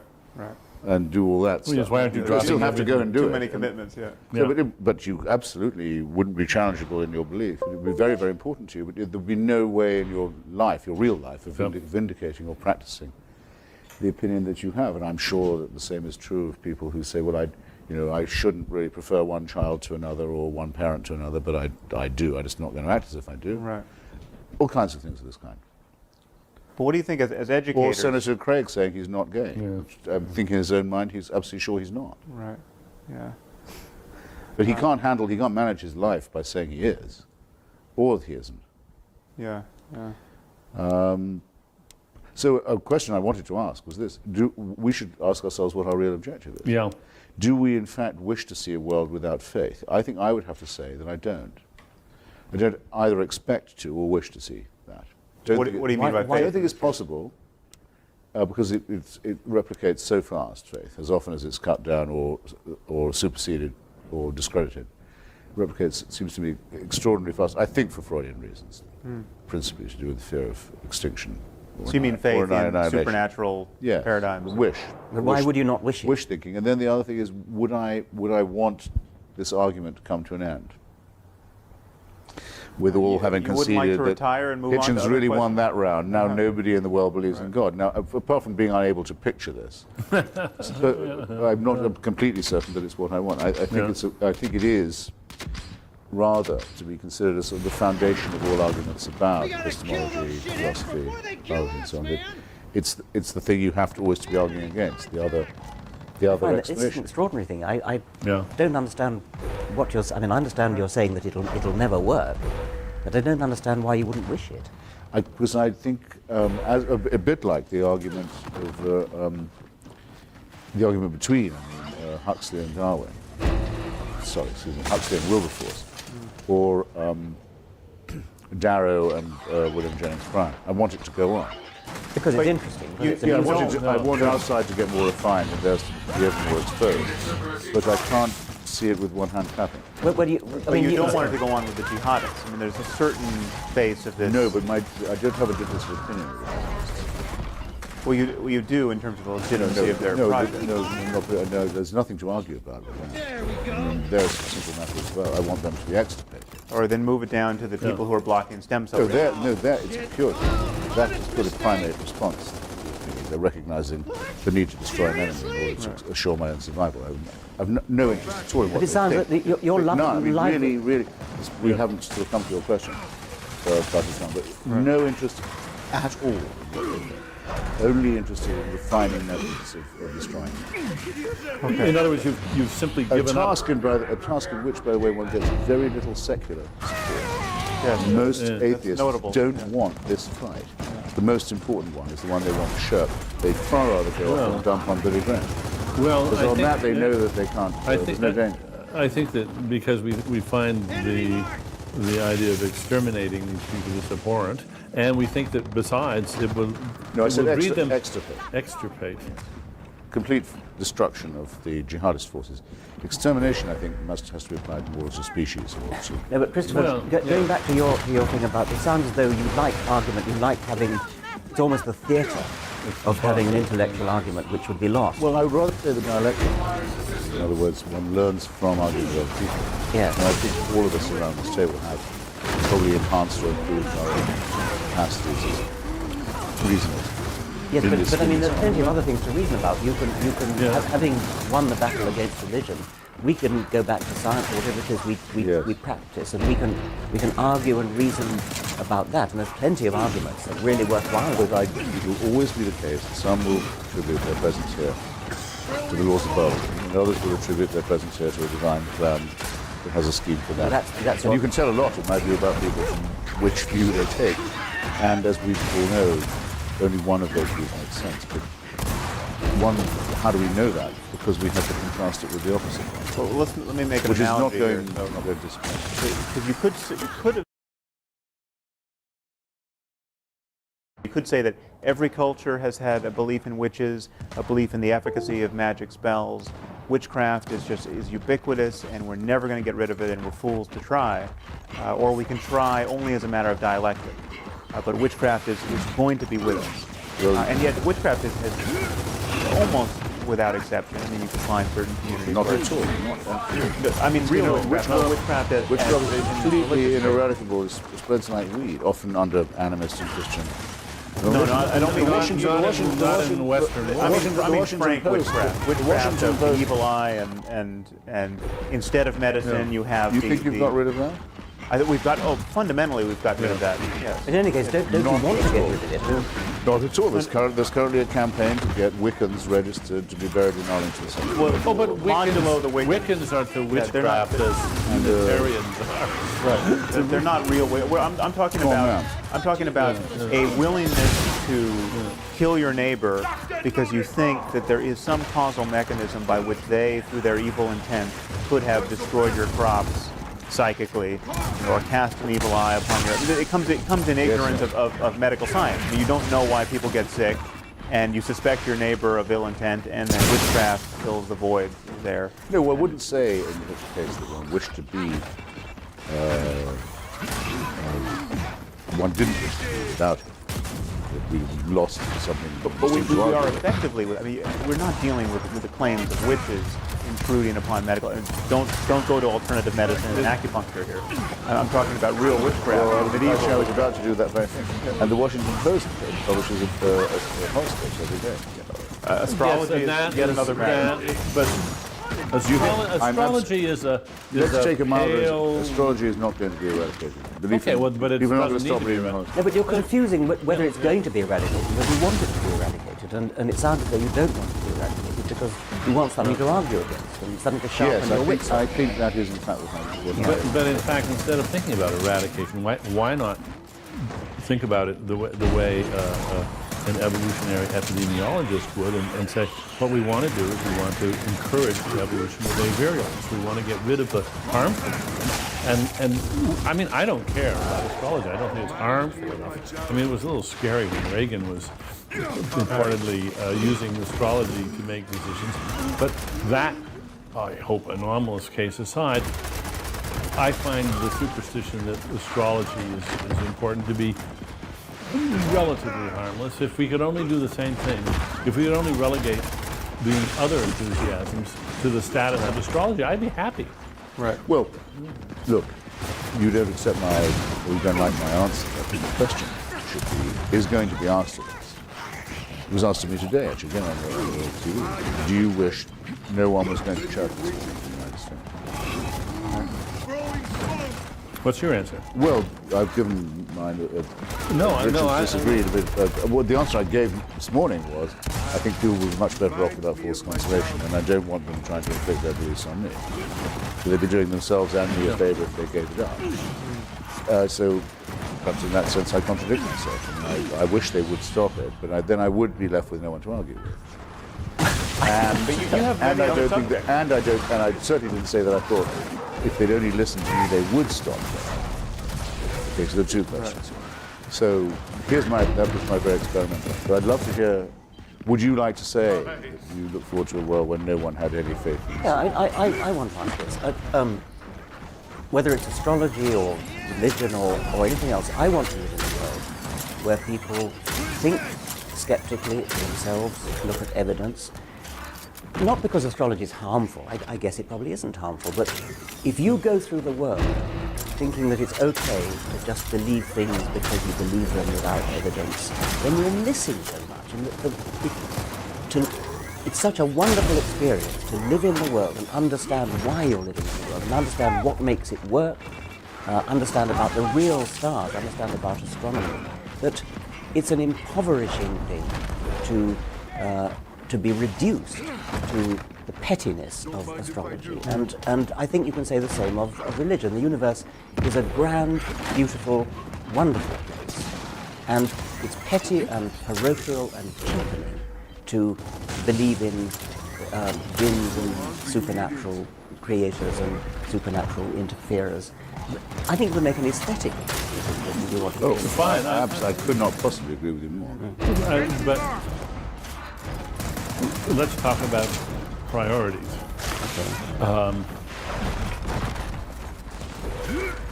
If we could just get rid of some of the most pernicious and noxious excesses, what would be the triumphs we'd go for first? What would really thrill you as an objective reached? let's look at Islam. And let's look at Islam as realistically as we can. Is there any remote chance of a reformed, reasonable Islam? Well, isn't the present savage Islam actually rather recent? Isn't it the Wahhabi? You have to go back quite a ways, I think, to get only up to a point. I mean, I think there's, and again, none of us are the, whether we're equipped to do it, we're not the most persuasive mouthpieces of this criticism. Take someone like Ayaan Hirsi Ali or a Muslim scholar, someone like Ibn Waraq, to authentically criticize Islam and have it be heard by people, but especially secular liberals of the sort who don't trust our take on this. But it seems to me you have different historical moments in the history of Islam that are distinct. One where Islam really has, you have some Muslim, you have a caliphate, or you have some Muslim country which has a reign of Islam and is unmolested for whatever period of time from the outside, and then Islam can be as totalitarian and happy with itself as possible, and you don't see the inherent conflict and the inherent liability of its creed. I mean, Samuel Huntington said Islam has bloody borders. It's the borders that we're noticing this problem, and the borders of Islam and modernity at this moment, the conflict between Islam and modernity. But yes, you can find instances in the history of Islam where people weren't running around waging jihad because they could successfully wage jihad. But then what about women? Exactly, the suffering of women within those borders. Even in the best. But there's obviously some kind of symbolism. We know quite a lot now. Just one thing was Maria Menopau's book on Andalusia, for example, on periods where Islamic civilization was relatively at peace with its neighbors and doing a lot of work of its own on matters that were not jihadist. And I saw myself during the wars in post-Yugoslavia, it wasn't the whole Christians, either Catholic or Orthodox, and were the victors of this massacre and not the perpetrators, and were the ones who believed the most in our country. So it can happen.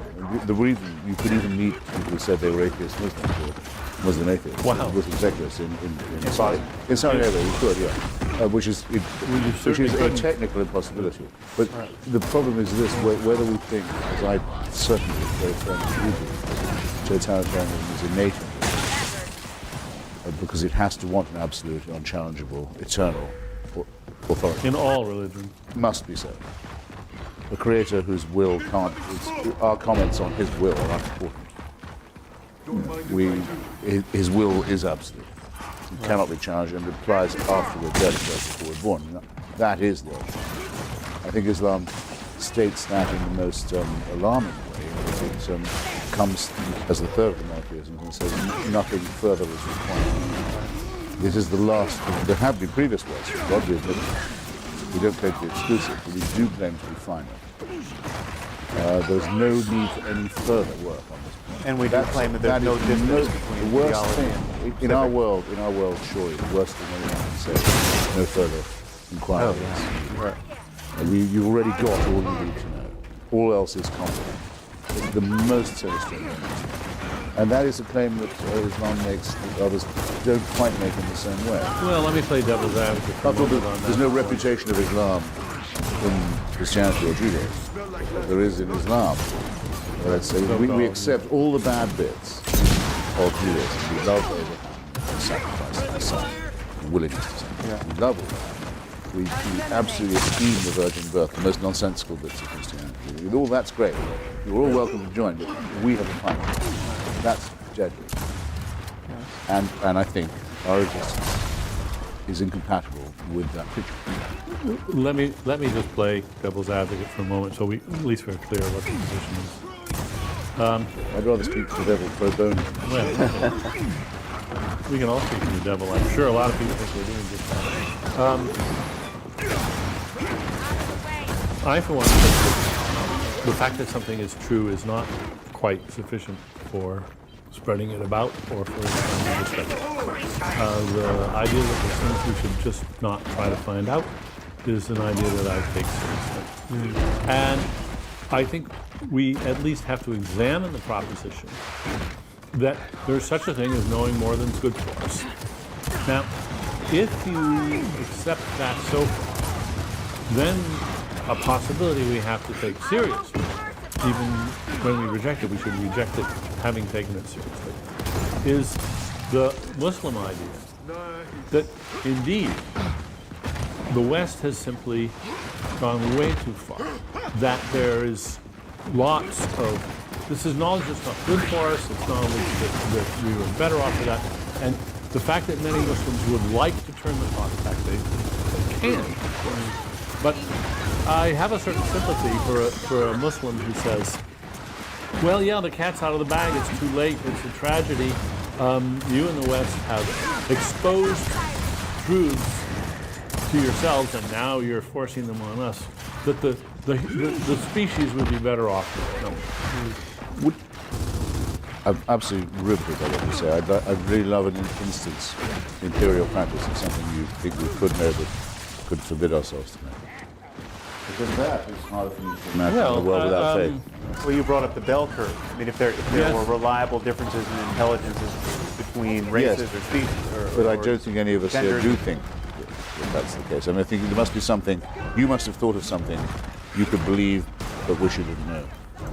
Oh, I don't think it's hard to dream up things which, if they were true, it might be better for the human race to go on not knowing. But could you concretize it just a little more? Yeah. I'm completely fascinated. I mean, the hypothetical is one thing, but Christopher's asking, do you actually, have you ever suppressed something? No, I haven't. No. Can you imagine yourself doing so, by the way? I mean, I can't. Oh, I can imagine it. I hope it never comes up. Well, take the synthesizing of bioweapons. I mean, should nature publish the code for smallpox, where you can just, anyone within his lab can. There's all those. Oh well, all right, but that wouldn't be a knowledge of which we should remain innocent. Well, that would be an ability. That would be more like a capacity. I think with foresight, it's certainly you can conceive of a circumstance where someone can seek knowledge, the only conceivable application of which would be unethical, or the dissemination of which would put power in the wrong hands. Or, yes. I mean, but actually, you brought up something which I think is crucial here, because it's not so much the spread of the seditious truths to Islam or the rest of the world that I think we're guilty of in the eyes of our opponents. It's the not honoring of facts that are not easily quantified and easily discussed in science. I mean, the classic retort to all of us is, prove to me that you love your wife. I mean, as though this is a knockdown argument against atheism. You can't prove it. Well, if you unpack that a little bit, you can prove it. You can demonstrate it. We know what we mean by love. But there is this domain of the sacred that is not easily captured by science, and scientific discourse has really ceded it to religious discourse historically. Well, and artistic discourse. Yeah, which is not religious necessarily. But I would argue it's not even well captured by art necessarily. There's something in the same way that love is not really well captured by art, and compassion is not. Well, I mean, you can represent it in art, but it's not reducible to. You don't go into the museum and find compassion in its purest form. And I think there's something about the way we, as atheists, merely dismiss the bogus claims of religious people that convinces religious people that there's something we're missing. And I think we have to be sensitive to this. Absolutely. That's why they bring up, what about when has secularism ever built anything like Durham Cathedral, or Chartres, or devotional painting, or the music of... But I think we have answers to that. I think we have answers to that. I mean, and you provide a very good answer to that. If there was secular patronage of the arts at that point, then one, we can't know that Michelangelo was actually a believer, because the consequences of professing your unbelief in that case was death. But two, if we had a secular organization to commission Michelangelo, you know, we would have all that secular artwork. Though, I didn't actually say that the corollary helped. Which? I think it's true we can't know with devotional painting, right, sculpture, that the patronage didn't have a lot to do with it. I can't hear myself saying, if only you had a secular painter, you've done just as good work.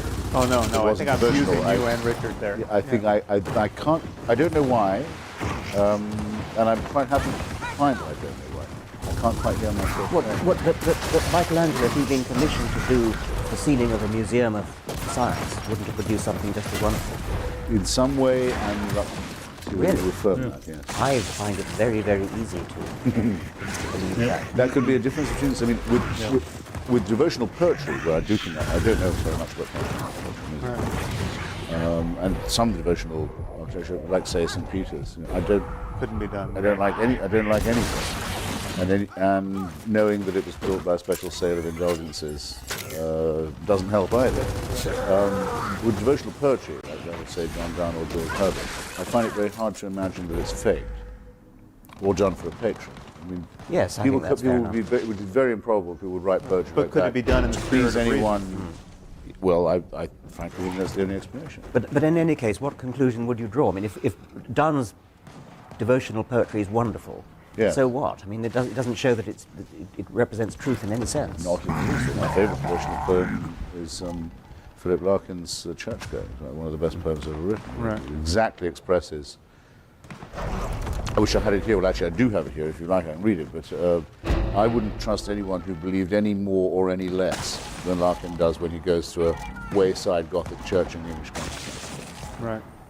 Who felt, I don't say believed, I shouldn't say believed, who felt any more than he does. He's an atheist. Or who felt any less, that there's something serious about it. All right, but... And something written into the human personality and as well as the landscape. This brings us back to your I don't see that this is anything other than a special case. It says nothing about the people. I don't think this is see how this is anything other than a special case. Other special cases of which would be you just couldn't. I can't think of a perfect example. Only by being lost at sea for 2 years in a boat and then surviving that's the only way you could conceivably have written this account. It could not be fiction. And it's glorious, wonderful art, and that can be true, and we just accept that's true. And Donne's poetry, only very extreme circumstances could make it possible, and we can be grateful. Perhaps those extreme circumstances existed and made it possible. In his case, yeah. But now you wouldn't recommend being lost at sea to everyone. No, I wouldn't recommend death being on trial. It's complete gibberish. Look at the words. But you it's the most extraordinary gibberish, words, but there's an X factor, which I'm quite happy to both assume will persist and will need to be confronted. Right. You raised the issue, though, of whether or not we would wish the church is empty on Sunday, and I think you were uncertain whether you would, and I think I would agree. I would want a different church.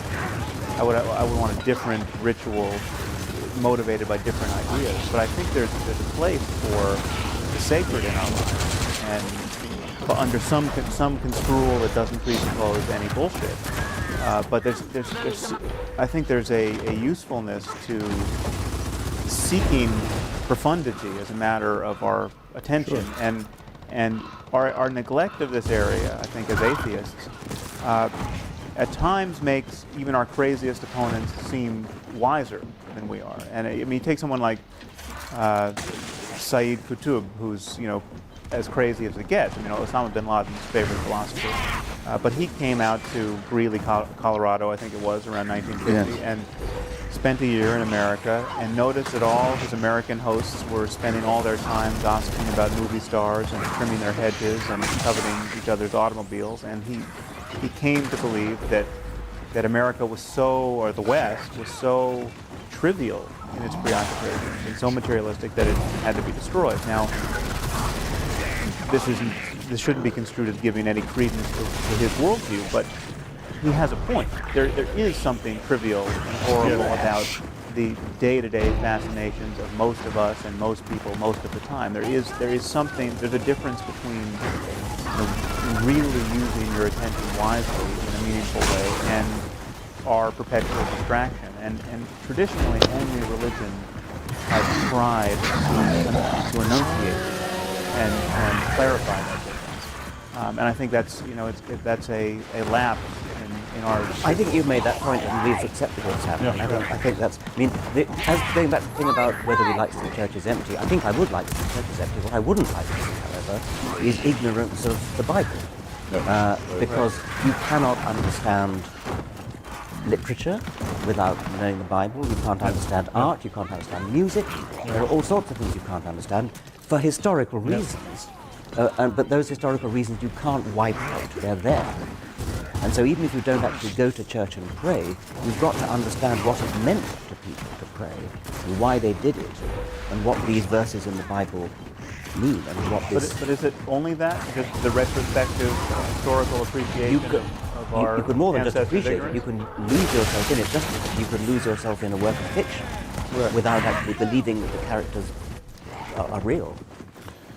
But you're sure you want to see the churches empty? You can't imagine a variety of churches, maybe by their lights, an extremely denatured church, a church which has ritual and loyalty and common cause and purpose, yeah, okay. but and even music and music, and they sing the songs and they do the rituals. Yes. But where the irrationality has simply been laundered out. Oh, okay, yeah. So you go to those places for funerals and weddings, and Yes, and you have beautiful poetry and music. for Group solidarity meetings. group solidarity to create some project which is hard to get off the ground otherwise. You know, I think there's one more tiny thing. I mean, I haven't been tempted to go to churches. That's a very, very small point. But I mean, it's like one reason it makes it very easy to keep me out of it is the use of the New English Bible instead of the James one. Yes. Right. I mean, there's really no point. I can't say to anyone, but I can see all people stay away. They've thrown away a pearl richer than all their tribe. They don't even know what they've got. It's terrible. If I was a lapsed Catholic, brooded about how I wanted my funeral to be, which is not something I would for Latin Mass. Yes.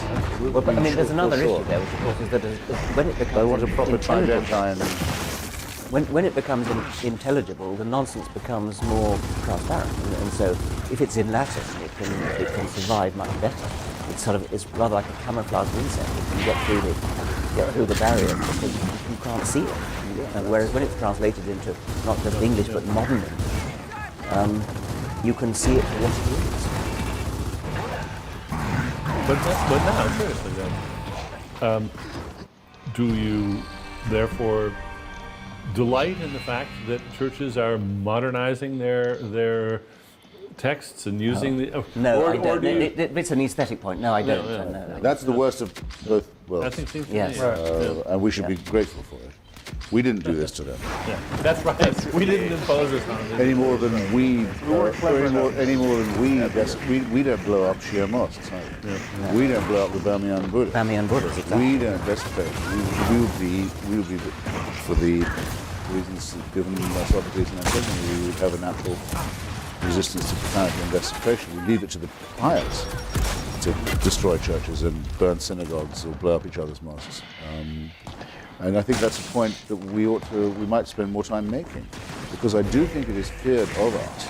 This is my point to begin with, that we wish for a world that's somehow empty of this echo of music and poetry and the numinous. We will be happy in a brave new world. And since I don't think it's true of any of us, we might. It's a point where I might spend a bit more time making it. The howling wilderness, if nothing else, is much more likely to result from holy war or religious conflict or theocracy than it is from a proper secularism. We would therefore, I think, have to not just allow or leave or tolerate or condescend to or patronize, but to actually, in a sense, welcome the persistence of something like faith. Quite well. I feel I put it better now than I did at the beginning. Unintelligently there. I think. What do you mean something like faith? Yeah, and how like faith? Something like the belief that there must be more than we can know. Well, that's not That's weird. Dan Dennett believes that. That's not faith. Sure. Yeah. We know there's more than we presently. Well, that was my original Likely. point in saying if we could find a way of enforcing the distinction between numinous and superstitious, we would be doing something culturally quite important. Yes. When I'm told about this, well, Richard and I did this at Central Hall with Scruton and that very weird team that we did. We kept on saying, Scruton particularly, well, what about good old Gothic spire? And so I said, look, I wrote a book about it, and I'm intensely interested in it. I think everyone should go, everyone should study, but everyone should abstain from the cult of fallacy. I thought they were stunned. Everyone should realize that probably what that sculptural frieze that's so beautiful describes may involve some human sacrifice. Athenian imperialism wasn't all that pretty even out of poverty. The great cultural project, in other words, may very well be to rescue what we have of the art and aesthetic while discarding those supernatural. And I think acknowledging the evil that was part of its creation in the first place. That is, we can't condone the beliefs and practices of those Aztecs, but we can stand in awe and want to preserve their architecture and many other features of their culture, but not their practices and not their beliefs. I once did a British radio program called Desert Island Discs, where you have to go on and choose your 6 records which you take to a desert island and talk about it. And one of the ones I chose was Bach, Marke dich mein Herz rein. Oh, yeah. Wonderful, Beautiful music. music. And the woman questioning me couldn't understand why I would wish to have this piece of music. It's beautiful music, and its beauty is indeed enhanced by knowing what it means. Yeah, And it's yeah. But it's, you still don't actually have to believe it. It's like reading fiction. Exactly. You can lose yourself in fiction and be totally moved to tears. Yes. But nobody would ever say you've got to believe that this person existed and that the sadness that you feel really reflected something that actually happened. Yes, that Bishop of Dublin who preached a sermon against Swift and said that he'd read every book of Gulliver's Travels and his rather than believe his word. Yes. So that's the locus classicus. I think so. Well, clearly we're not cultural vandals, but maybe we should think of the way in which so many people suspect that that's what we are. If I would accept one criticism that these people make, or one suspicion that I suspect they harbour, or fear, I think that might be the one. Yes. That it would be all chromium and steel and... Yes, And no very much Christmas so. carols and no menorahs. They couldn't possibly, anybody who makes that criticism couldn't possibly have read any one of our books. Well, that's another problem too, which is isn't another it? problem. Is that the people that, of course, this isn't just our books, but so many books. People don't read them; they just read the reviews and then they decide. We're about to have the Christmas awards again, of course, and this being the last day of September, yeah, you can feel it all coming on. But I always, whenever it comes up, when I go on any of these shows to discuss, I say it was Oliver Cromwell who cut down the Christmas trees for bad. It was the Puritan Protestants, the ancestors of the American fundamentalists, who said Christmas would be blasphemy. You do at least respect your own traditions, because I do. Yes. I think Cromwell was a great man in many other ways. This is actually a pagan. Well, we were all outed with our Christmas trees last year. Yes, we had our. I have not the slightest problem with Christmas trees. No, we had our Christmas card with our pictures of us. It's a good old Norse boozer. And why the hell not? Well, but it's not just that. I mean, I like solstices as much as winter. We have an annual Christmas Carol party where we sing the music and all the music with all the words and not the secular and Christmas why stuff. not? Yes. And it's just glorious stuff. That part of the Christian story is fantastic. It's just a beautiful tale. and you can love every inch of it. I once at lunch was next to the lady who was on our opponent at that debate in London. Rabbi Noble. And she asked me whether I said grace in the New College when I happened to be senior fellow. And I said, of course I say grace, it's a matter of simple courtesy. And she was furious. Oh, really? That I should somehow be so hypocritical as to say grace. And I could only say, look, it may mean something to you, but it means absolutely nothing to me. This is a Latin formula which has some history, and I appreciate history. Freddie Eyre, the philosopher, also used to say grace. And what he said was, I won't utter falsehoods, but I've no objection to uttering meaningless statements. Right, that's well. Yeah. The Wickham Classic. Yes, did we answer your question on Islam? I don't know. I think it's, well, I'll ask a related question. Do you feel there's any burden we have as critics of religion to be even-handed in our criticism of religion, or is it fair to notice that there's a spectrum of religious ideas and commitments, and Islam is on one end of it, and the Amish and the Jains and others are on another, and there are real differences here that we have to take seriously? Well, of course we have to take them seriously, but we don't have to do the network balancing trick all the time. There are plenty of people taking care of pointing out the good stuff and the benign stuff, and we can acknowledge that and then concentrate on the problems. That's what critics do. And again, if we were writing books about the pharmaceutical industry, would we have to spend equal time on all the good they do? Or could we specialize in the problems? And I think it's very clear. I think Sam's asking more about... We could criticize Merck if they were especially egregious as opposed to some other company. I mean, if we were focusing on the pharmaceutical industry, not all pharmaceutical businesses would be culpable in the same way. Yeah, right. Well, so then the question is, what? Is there something wrong with... No, I think you're talking cross purposes. I think Sam's asking about whether we should be even-handed in criticising the different religions. You're talking about even-handedness about good versus bad. Whether all religions are equally bad. Yes, whether Islam is worse than Christianity. It seems to me that we fail to enlist the friends we have on this subject when we balance this. I mean, it's a tactic. It's a media tactic, and in some sense, it's almost an ontological commitment of atheism to say that all faith claims are in some sense equivalent. You know, the media says that Muslims have their extremists, and we have our extremists. We have jihadists in the Middle East, and we have there's an imbalance there. People who kill abortion doctors, and it's just not a real equation. The mayhem that's going on under the aegis of Islam just cannot be compared to the fact that we have two people who are decades of abortion.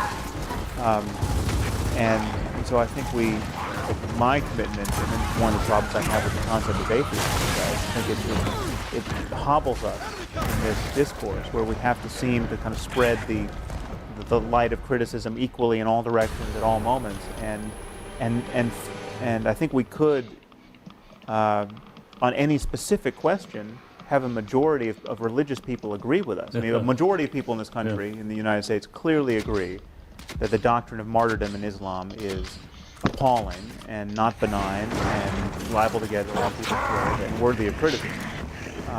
Likewise, the doctrine that souls live in petri dishes. Even Christians, even 70% of Americans don't want to believe that in light of the promise of stem cell research. So it seems to me once we focus on particulars, we have a real strength of numbers, and yet when we stand back from the ramparts of atheism and say it's all bogus, we lose 90% of our neighbors. Well, I'm sure that's right. On the other hand, my concern is actually not so much with the evils of religion, as whether it's true. Yeah. And I really do. I mean, I care passionately about the fact of the matter is there is a matter of fact a supernatural creator in this universe. And I really care about that. And so, although I also care about the evils of religion, I'm prepared to be even-handed because they all make this claim. I would never give up the claim that all religions are equal at all. And for that reason, because they're false by preferring faith to reason, latently at least equally dangerous. Equally false, but surely not quite equally dangerous because of... No, latently I think so, because of the surrender of the mind. The surrender of the mind, the egotism are the only consciousness of God that makes us higher power. There's always that.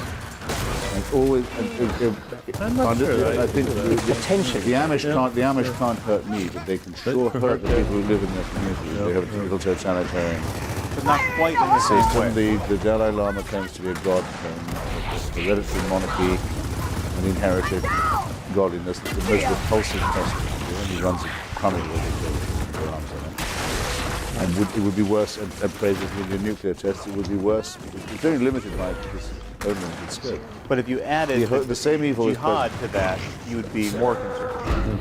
Well, look, every time I've ever debated with Islamists, they've all said, you've just offended 1 billion Muslims, as if they spoke, as if there's a definite threat to this menace, military turn to what they say. In other words, if they'd said, you've just offended me as a Muslim, it wouldn't sound quite the same. If they were the only one who did. No, it's 1 billion.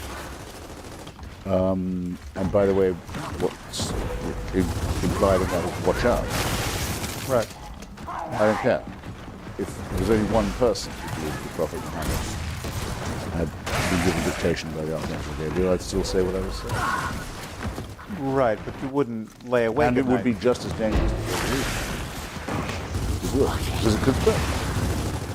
The belief could become more general. It has, in the case of Islam, it has spread and is spreading, and so its danger is not only potential but actual. I can see no contradiction. Yes, but over space and time, all that is tremendously I would expect. I'm sure neither of you in the 60s that there would be such a thing. Jewish family. Relatively small numbers of a very important place deciding to try and bring on the Messiah by stealing other people's land and trying to bring on numerically it's extremely small. But the consequences that it's had have been absolutely calamitous. We didn't used to think actually Judaism was a threat in that way at all. Until the Zionist movement annexed the Messianic, or fused with it, because the Messianists didn't used to be Zionists, as you know. So you never know when it's going to be next. I agree, I'm not likely to have my throat cut at the supermarket by a Quaker. Yes. But the Quakers do a lot of the work by saying we preach non-resistance to evil. Right. That's as wicked a position as you could possibly have. Given the right context. I mean, what could be more awakening than that? You see evil and violence and cruelty and you don't fight it. Yeah, they're free riders. Yeah. Okay. Read Franklin on what the Quakers were like at the crucial moment in Philadelphia when it had to be. See why people despised it. I would have then said Quakerism was actually quite a serious thing. So it's a matter of space and time. But no, they're all equally rotten, false, dishonest, corrupt, humorless, and dangerous. It's true. There's one point you make here that I think we should say a little more about, is that you almost can never quite anticipate the danger of unreason. I mean, when your mode of interacting with others and the universe is to affirm truths you're in no position to affirm, the liabilities of that are potentially infinite. We just don't know it. So take a case that I raised a moment ago, stem cell research. You don't know going in that the idea that the soul enters the zygote at the moment of conception is a terrible idea. I mean, it seems a totally benign idea until you invent something like stem cell research, where it stands in the way of incredibly promising, life-saving research. And so there's something about dogmatism which which you can almost never foresee how many lives it's going to cost, because its conflict with reality just erupts. Well, that's why I think the moment where everything went wrong is the moment when the Jewish Hellenists were defeated by the Jewish Messiah, the celebration, now benignly known as Hellenic. So as it can not crash with Christmas. That's where the human race took its worst turn. Few people, but they re-established the animal sacrifices, the circumcision, and the cult of Yahweh over Hellenism and philosophy. And Christianity was plagiarism of that. Christianity would never have happened, nor would Islam. No doubt there would have been other crazed cults and so forth, but there might have been a chance to not destroy Hellenistic civilization. Well, it's not a matter of numbers. It's a matter of, if I may say so, memes and infections, which is very, very fast. Of course, I would have certainly said in the 1930s that the Catholic Church was the most deadly organization because of its alliance with Catholics, which was explicit and open, and sordid. Much the most dangerous. I would not now say that the Pope is the most dangerous of the religious authorities. There's no question that Islam is the most dangerous religion, and partly because it doesn't have a papacy. Yes, can indeed, tell it to stop something, make an edict saying control. By all means, yes. But I would still have to say that Judaism is the root of the problem. Although it's only the root of the problem in light of the Muslim fixation on that land. If the Muslims didn't care about Palestine, we could have the settlers trying to usher in the Messiah all they want. There'd be no issue. It's only the conflict of claims on that real estate. This is just to say that well, both sides of it. Both sides are at fault, but the only reason why 200,000 settlers could potentially precipitate a global conflict is because there are 1 billion people who really care whether those settlers tear down the Al-Aqsa Mosque. Which it's their dream. Yeah. Because they have one part of the globe is holier than another. Right. Than which no belief could be more insane or irrational or indecent. And so just a few of them holding up and having the power to make it real is enough to risk a civilizational conflict which civilization could lose. I mean, I think we're very lucky to get through this conflict without any exchange. I think that's a very good topic. What are our most grandiose hopes and fears here? I mean, what do you think reasonably could be accomplished in the lifetime of our children? What do you think the stakes actually are? And how would you get there? Yeah, I mean, is there something we can engineer apart from just mere criticism? I mean, are there like practical steps? I mean, what with $1 billion could we do to affect some significant change of ideas? Is there any practical? I feel myself on the losing side politically and on the winning side intellectually. I mean, that's just you don't see anything to do. In the current zeitgeist, I don't think we would be accused of undue conceit if we said of ourselves, or didn't mind it being said of us, that we've been opening and carrying forward and largely winning and been neglected for too long. And that, certainly in the United States and Britain at this moment, that's true, it seems to me. But in global terms, I think we're absolutely in a tiny, dwindling minority that's going to be defeated by the forces of theocracy. Which will probably you're betting against us. No, I think they're going to end up by destroying civilization. Long thoughts. Well, of course, you may be right. But not without a because it can be a single catastrophe. Because that's my big disagreement with Professor Dawkins, is that I think it's us plus the 82nd Airborne and the 101st who are the real fighters for secularism at the moment. The ones who are really fighting. So in what sense do you disagree? And I think that probably among secularists that must be considered the most eccentric position you could possibly hold. That's tooth fairy belief. But I believe it to be an absolute fact. It is only because of the willingness of the United States to combat and confront theocracy that we have a chance of beating it. Our arguments are absolutely of no relevance in that respect. No, you may have many more takers, although not on the territory of Iraq.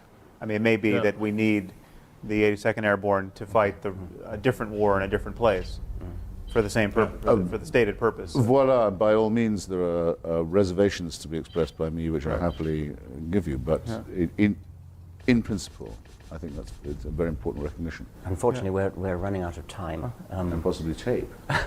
I think we've had a wonderful discussion. Yeah, great. And thank you Got a lot to think about. very much. Yeah.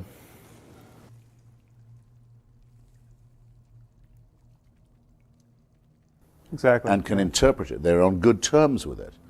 They get occasional revelations from They have a book that is get verbatim briefings from it. yes. Now, any decent argument, any decent intellectual has to begin by excluding people who claim to know more than they can possibly know. You start off by saying, well, that's wrong to begin with. Now can we get on with it? Yeah. So theism's gone in the first round. Yeah. It's off the island. Exactly. It's out of the show. That's a footnote I wanted to add to what Dan was saying. Even if mystery was somehow something we had to just, a bitter pill we have to swallow in the end, we are cognitively closed to the truth at some level. That still doesn't give any scope to theism. Absolutely not, because it's just as close to them as it is to those who aren't. And they claim perfect transparency of revelation. And also, they can't be allowed to forget what they used to say when they were strong enough to get away with it. Exactly. Yeah. Which is, this is really true. Right. In every detail. And if you don't believe it, we'll kill you. Yes. Yeah. We'll kill you, and it may take some days to kill you, but we will get the job done. Yeah. Yes. No, they wouldn't have the power they have now if they hadn't had the power they had then. Right. And you know, what you just said, Christopher, actually, I think terror strikes anxiety in a lot of religious hearts, because it just hasn't been brought home to them that this move of theirs is just off limits. It's just not. It's not the game. It's not. It doesn't. You can't do that. And they've been taught all their lives that you can do that. This is a legitimate way of conducting a discussion.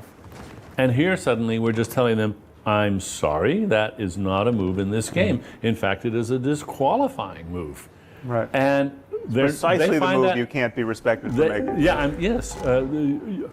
Just adumbrate the move for me a bit, if you would, or for us. Perhaps only for me. Say what you think that move is. Somebody plays the faith card.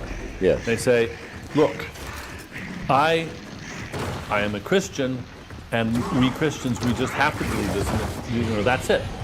At which point, I guess the polite way of saying it is, well, okay, if that's true, you'll just have to excuse yourself from the discussion because you've declared yourself incompetent to proceed with an open mind. Now, if you really can't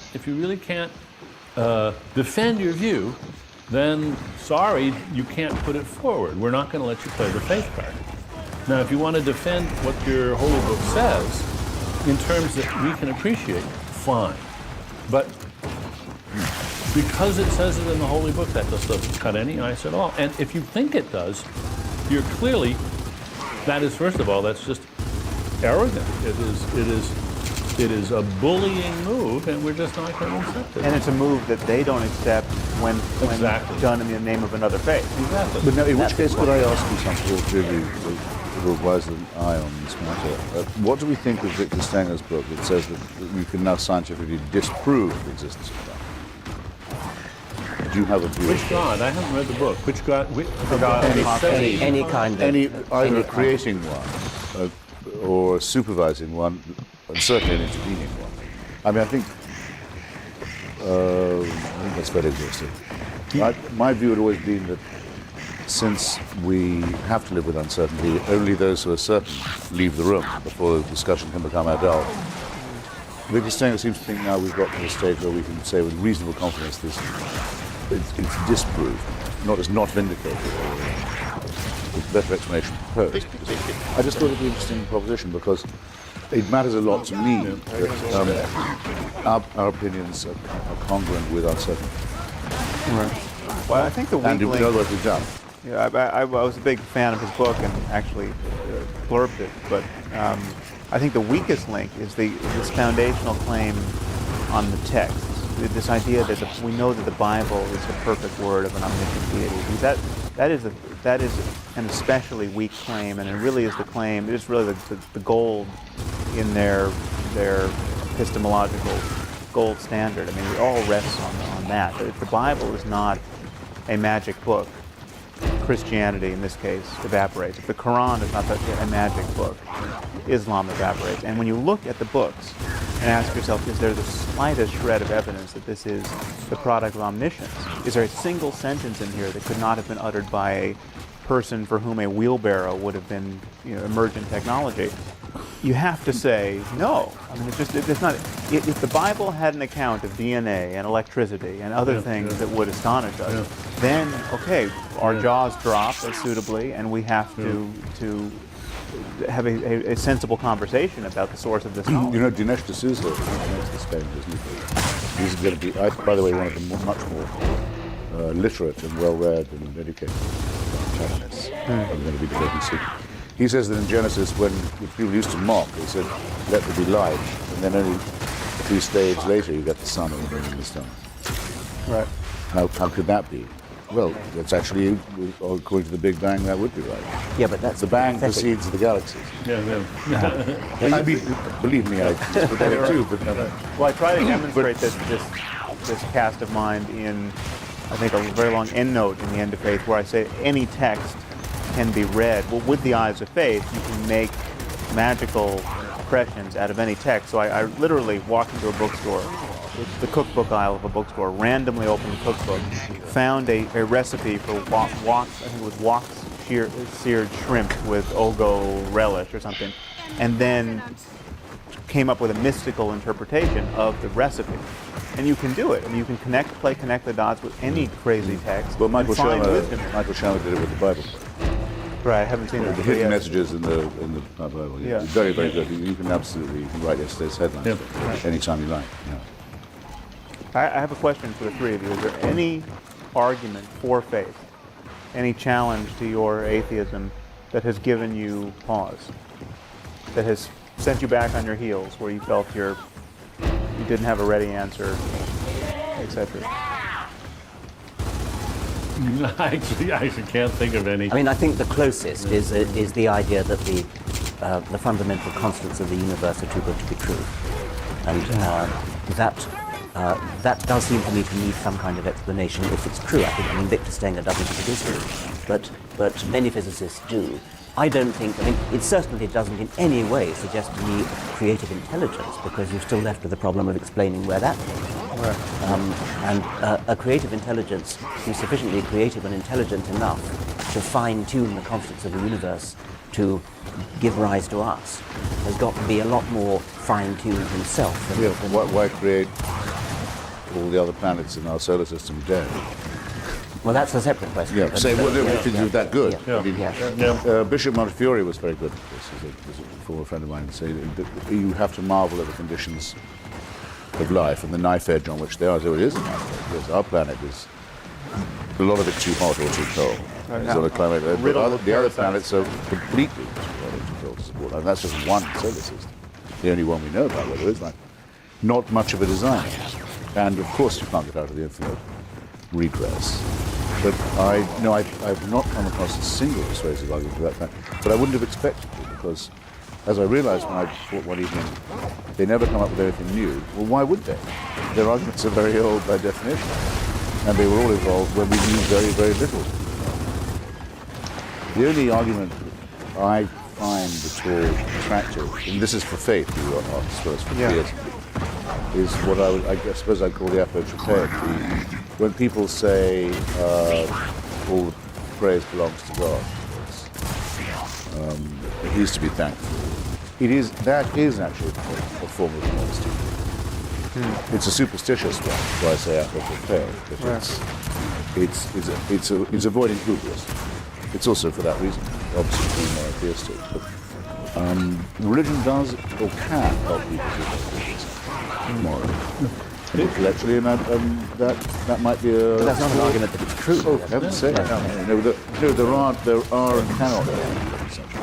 Well, maybe I should broaden this question. No, wait a minute. I think. But before you answer that, I could give you several several discoveries which would shake my faith. Let me- right to No, the no, but ground. let me just broaden the question. Yeah. Not only Rabbits in the Precambrian.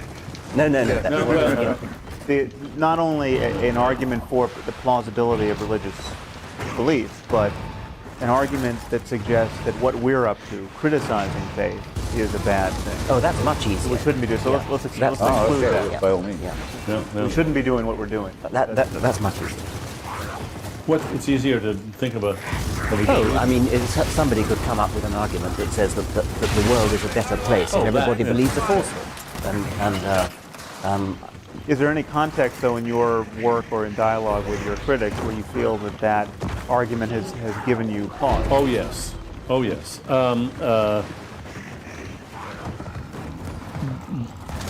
Not so much in Breaking the Spell, but when I was working on my book on free will, Freedom Evolved, I kept running into critics who were basically stressing something very close to a religion, namely, look, free will is such an important idea. If we gave up the idea of free will, people would lose a sense of responsibility and we would have chaos. And you really don't want to look too closely. Just avert your eyes. Do not look too closely at this issue of free will and determinism. And I thought about that explicitly in the environmental impact category. Okay, could I imagine that my irrepressible curiosity could lead me to articulate something, true or false, which would have such devastating effects on the world that I should just shut up and change the subject? And I think that's a good question that we all should ask. Yeah. Absolutely. And I spent a lot of time thinking hard about that, and I wouldn't have published either of those two books if I hadn't come to the conclusion that it was not only, as it were, environmentally safe to proceed this way, but obligatory. But I think you should ask that question. I do. Before publishing a book, but not before deciding for yourself, do I think that this is true or not? One should never do what some politically motivated, often critics do, which is to say, this is so politically obnoxious that it cannot be true. Oh, yeah. Which is a different It's a different thing entirely. No, it would be like discovering that you thought that the bell curve on white and black intelligence was a correct interpretation of that. Yes, and you could well suppress now I look at all this stuff and how to, you could say, now what am I going to do? Fortunately, these questions don't in fact present themselves. I'll tell you one place where it's presented itself to me. That I think it was an op-ed in the LA Times, I could be mistaken, but someone argued that the reason why the Muslim population in the U.S. is not radicalized the way it is in Western Europe is largely the result of the fact that we honor faith so much in our discourse that they have not become, the community has not become as insular and as grievance-ridden as it has in Western Europe. in Western Europe. Now, I don't know if it's true, but if it were true, that gave me a moment's pause. That would be of interest. James Wolfenson, who later World Bank, was recently the negotiator in Gaza, says that he firmly believes that he had tremendous influence for good with the Muslim Brotherhood and Hamas, because he was an Orthodox Jew. If so, I think it would be disgusting. Right. And he shouldn't have had the job in the first place, because we know one absolute thing for certain about that conflict, because it's been made infinitely worse by the conflict. Yeah. If it were only a national and territorial dispute, it would have been solved now. So, but it is self-satisfactory in saying so. Even if it were true, would turn me even more against it.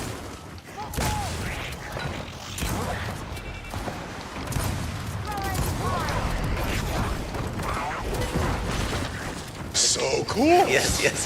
If you start becoming in your cosmic dream, I want to have those dreams, because then you think creatively about what remains to be discovered. Absolutely. I sometimes wonder about whether surgeons, maybe even surgeons of the present, who are using micro-manipulators inside a body. I mean, something like when they stick that thing up you and it goes... They stick a lot of things up you, the last I've heard.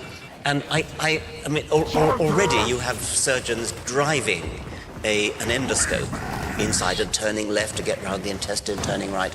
I imagine the time will come when the surgeon will have virtual reality goggles on, and the surgeon will actually feel herself to be inside the body of the patient, and will turn left and will literally walk across the room, and that will be translated into the micro-manipulators, the endoscope moving. This sounds really cool. I like this idea, and you know what you'd have to do? You would have to alter the dominant laws of physics in that regime. Because if you're small enough, a la Fantastic Voyage, the 1960s film, when you're that small, capillary action and surface tension and all manners of other forces take over. Yes. And that then becomes your new reality, your new sensory That's right. standards. You would have to become sensitive to surface tension. Darcy Thompson made the point in, I think, 1919, that to world of an insect, gravity is negligible. Completely, it's who cares. What matters is surface tension. That's right. And you'd have to be that. I never thought of that. But what I do. That's because you didn't see the movie Bug's Life. Okay. In Bug's Life, they serve up a cocktail to an insect that goes up to a bar, and all the bartender does is pour out water from a spigot and hand him the bowl of water, like that. And the surface. This was brilliant of the cartoonists here, of the illustrators. And then he sticks a straw into the sphere and sucks it out. No receptacle needed. You got to get out more. Well,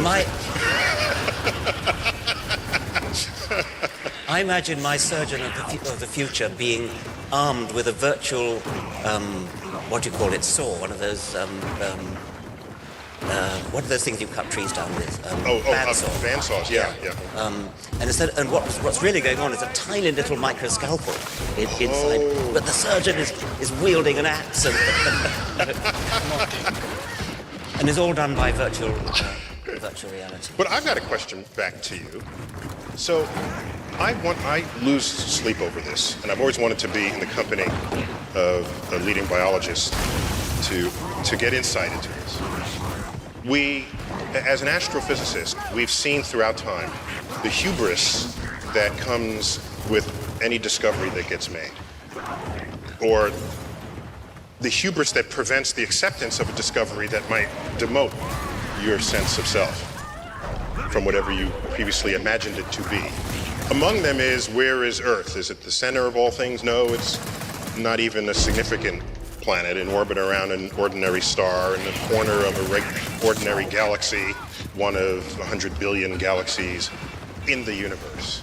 And so here we are saying, let's search for life in the universe, intelligent life like us. Well, who are we to say that we're intelligent? I mean, I pose that not as a joke question, but it's a very serious question. We define ourselves to be intelligent in ways that no other creature can rival. Okay, now what do we credit that intelligence to? So you look at the genome, and let's take the chimp. I guess that's a really close relative of ours. And we have, what is it, high 90s% identical, indistinguishable DNA. And the chimp does not build the Hubble telescope, and the chimp does not compose symphonies. So we must then declare that everything we say about us that is intelligent is found in that 1.5% difference in DNA. Is that a fair statement to make? Okay. Let me invert that question. If the genetic difference between humans and chimps is that small, maybe the difference in our intelligence is also that small. Maybe the difference between stacking boxes and reaching a banana, putting up an umbrella when it rains, whatever are these rudimentary things a chimp does that the primatologists roll them forward and boast about, which of course our toddlers can do. Maybe the difference between that and the Hubble telescope is as small as that difference in DNA, because I pose the question. Suppose there was another life form on Earth or elsewhere, that in that same sort of vector, that 1.5% difference we are to chimps, suppose they were 1.5% different from us. They would then roll the smartest of us in front of their humatologists and say, Hawking, there's Hawking, oh, This one is slightly smarter than the rest of them because he can do astrophysics calculations in his head. Like little Timmy over here. Yeah. So I wonder if we're just blithering idiots in the presence of even a trivially smarter species than us. So therefore, who are we to even assert that, number one, we are intelligent and we're looking for others at least as intelligent as us out there to talk to? By the way, is there any other species on Earth that we can talk to? Can we have a conversation with a chimp? That has nearly identical DNA, and I don't think we can actually say, hey, what movie do you want to see tonight? But you don't have that conversation with a chimp. Yet somehow we want to believe that an alien on another planet that's not even based on DNA, and even if it is, it's not nothing like us, that we could communicate with it. Yeah. I'm screaming at you, I'm sorry. Well, so what do you, so there. Well, I'm all for, yeah, I'm Are all we for, as stupid as I'm saying? I'm all for deflating hubris, but I mean, it's also true, of course, that our brains are anatomically very, very much bigger than chimps, and so that also is contained, must be contained in some sense in that tiny little percentage of DNA. I think the way to look at the DNA problem is to say that the sort of DNA that has been sequenced and the sort of thing that on which we base that calculation of the 98% is, if you look at again, look at a computer, and you'll find that most of the programs that are written are at the machine code level are calling up the same set of subroutines. There's a subroutine for pulling down menu bars and a subroutine for moving windows and so on. That's what we're looking at in this 98%. What we're not looking at is the set of sort of high-level instructions that say, call this subroutine now call this one, now call this one, now call that one. It's not just humans and chimpanzees. All mammals have pretty much the same repertoire of genetic subroutines. And it's the difference between a man and a mouse is like the difference between a man and a chimpanzee, is the order in which they're called, the sequence in which they're called during embryology, which causes the really quite substantial anatomical differences between a human and a mouse, and the quite big differences in brain size. If we assume we're not some measure of things, then, as I said earlier, that tells me that the day might come where we could go in, understand which sequences are called in what way, and invent whole new sequences never before dreamt of by biology. Yep, absolutely. Empowering us in ways never before known. Very, very difficult. It's much more difficult than it sounds, but still, it's in principle possible.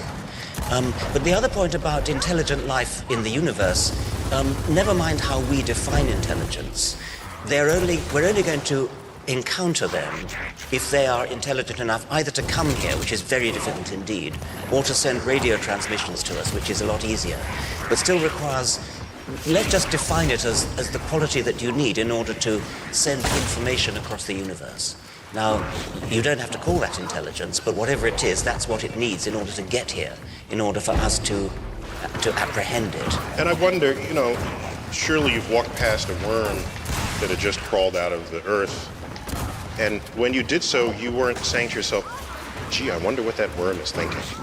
You just simply didn't care. You're so far beyond I don't want to put words in your mouth, but I'm imagining you simply really don't care what the worm is thinking. And the worm, conversely, has no clue that you consider yourself intelligent. You're just this thing that went by. So can you imagine a species that has such high intelligence that the prospect of communicating with us is simply of no interest to them? Yeah, I can. Yeah. And they go by and their intelligence is on such a level that we can't even recognize it as intelligence. Yes. And moreover, I think it would more or less have to be that much ahead of us if we were ever to meet them, because we're never going to get there. Yeah, we sure as hell not getting there. Great. So see the NASA budget lately? It's not. So anything that gets here has got to have a very, very highly developed technology, far more than we've. That brings us to Stephen Hawking's concern about any civilization sufficiently advanced to visit us. What does that say about the consequence of that encounter? Yeah. And he's worried, of course, because he's taking his cue from the history of humans. With one has a more advanced technology than the other, and they visit, it almost is always bad for those with the lesser technology. And South America, one of the sort of more obvious examples in their first encounter with the Spaniards. So I don't know if I want to be the first one to shake hands, or shake whatever they're sticking forward. I don't know. I want to do it, but I still have my concern. What do you think are the odds that there is life elsewhere in the universe? They must be high, and I'll tell you why. People say, well, have you found life yet? No. Well, no. That's like going to the ocean, this has been said before, taking a cup of water, scooping up and saying, there are no whales in the ocean, you know? Here's my data, you know? You need a slightly bigger sample. And so if you look at, for example, what we call the radio bubble, this is the sphere around Earth, centered on Earth, which is the farthest our radio signals have reached in the galaxy. And they're about 70 light years away. We've been transmitting radio signals inadvertently leaking into space for about 70 years. 70 light year radius sphere. Well, how big is the galaxy? Well, shrink that sphere down to maybe the size of a BB, and then the galaxy on that scale would be the size of this stage. That's how far our radio signals have traveled.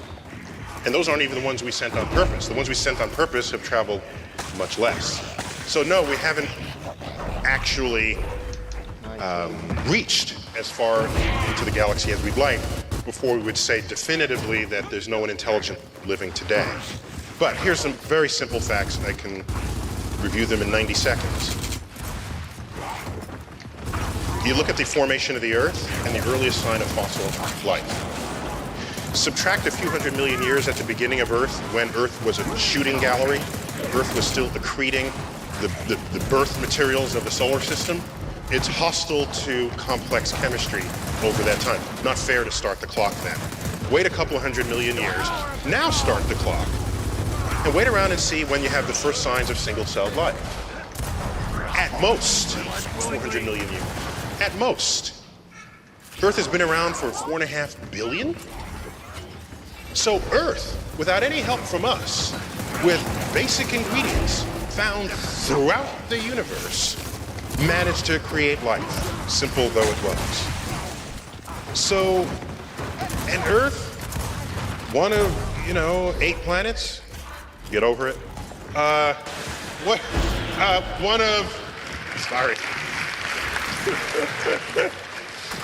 Earth, an ordinary star, to suggest, and what are the ingredients of life? The number 1 atom in your body is hydrogen.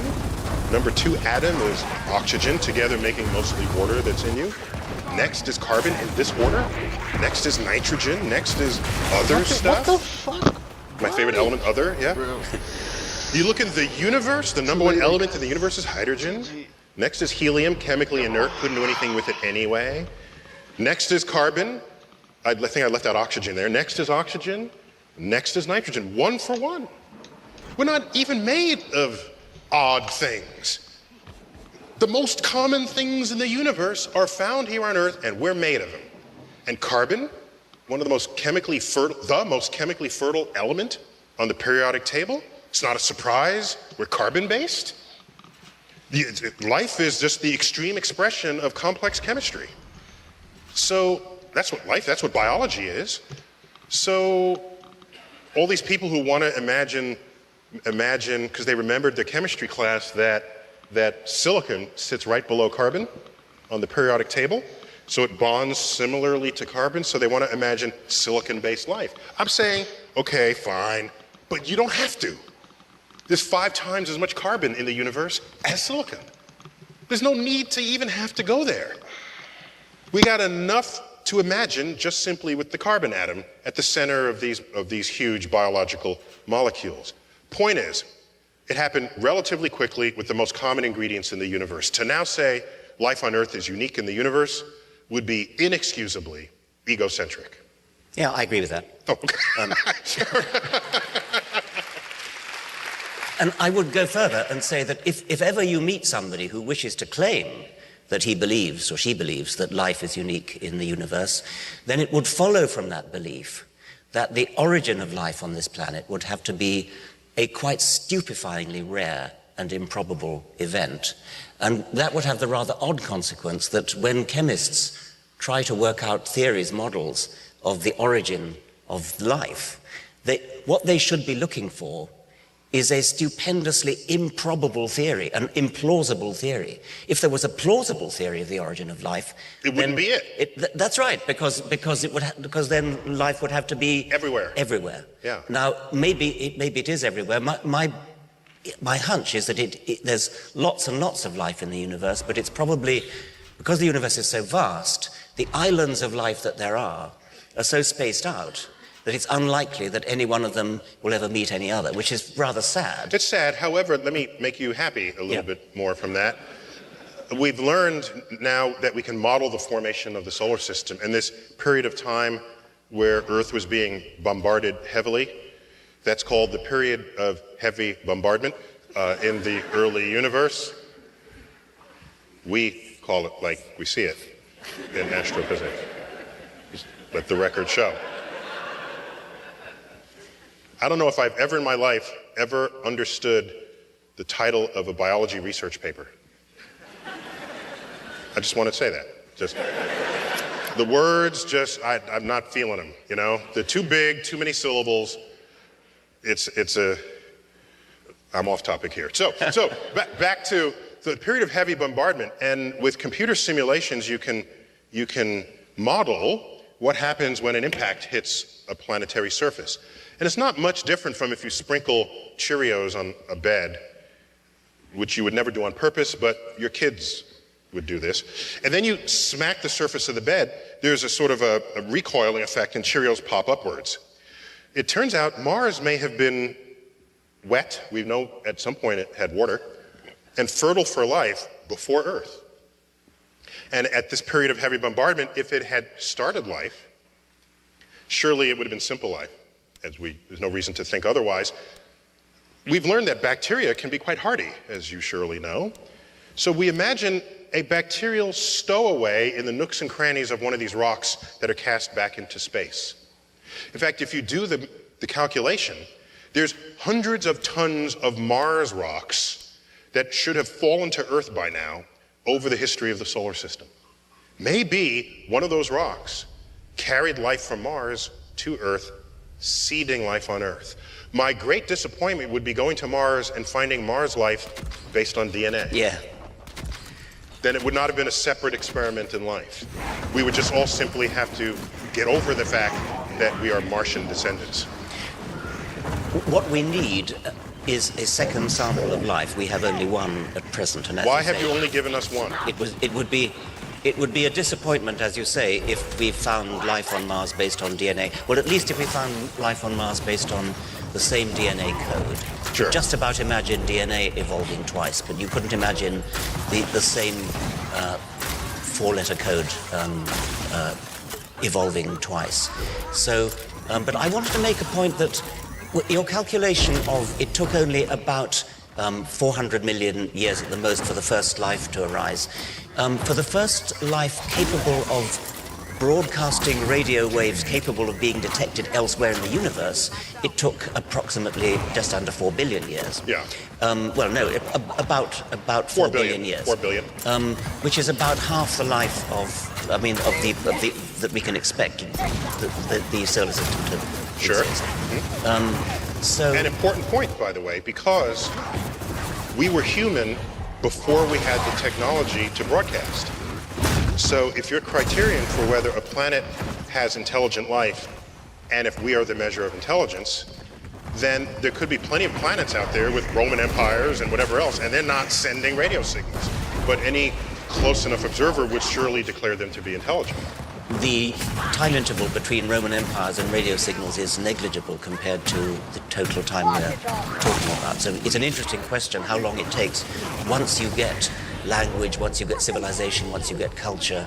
How long does it take to get radio waves? Indeed, how long does it take to get self-destructive weapons that blow the whole lot up? I mean, that's the next. And there's an implicit assumption that you're making inadvertently, possibly, that intelligence is an inevitable consequence of the evolutionary record.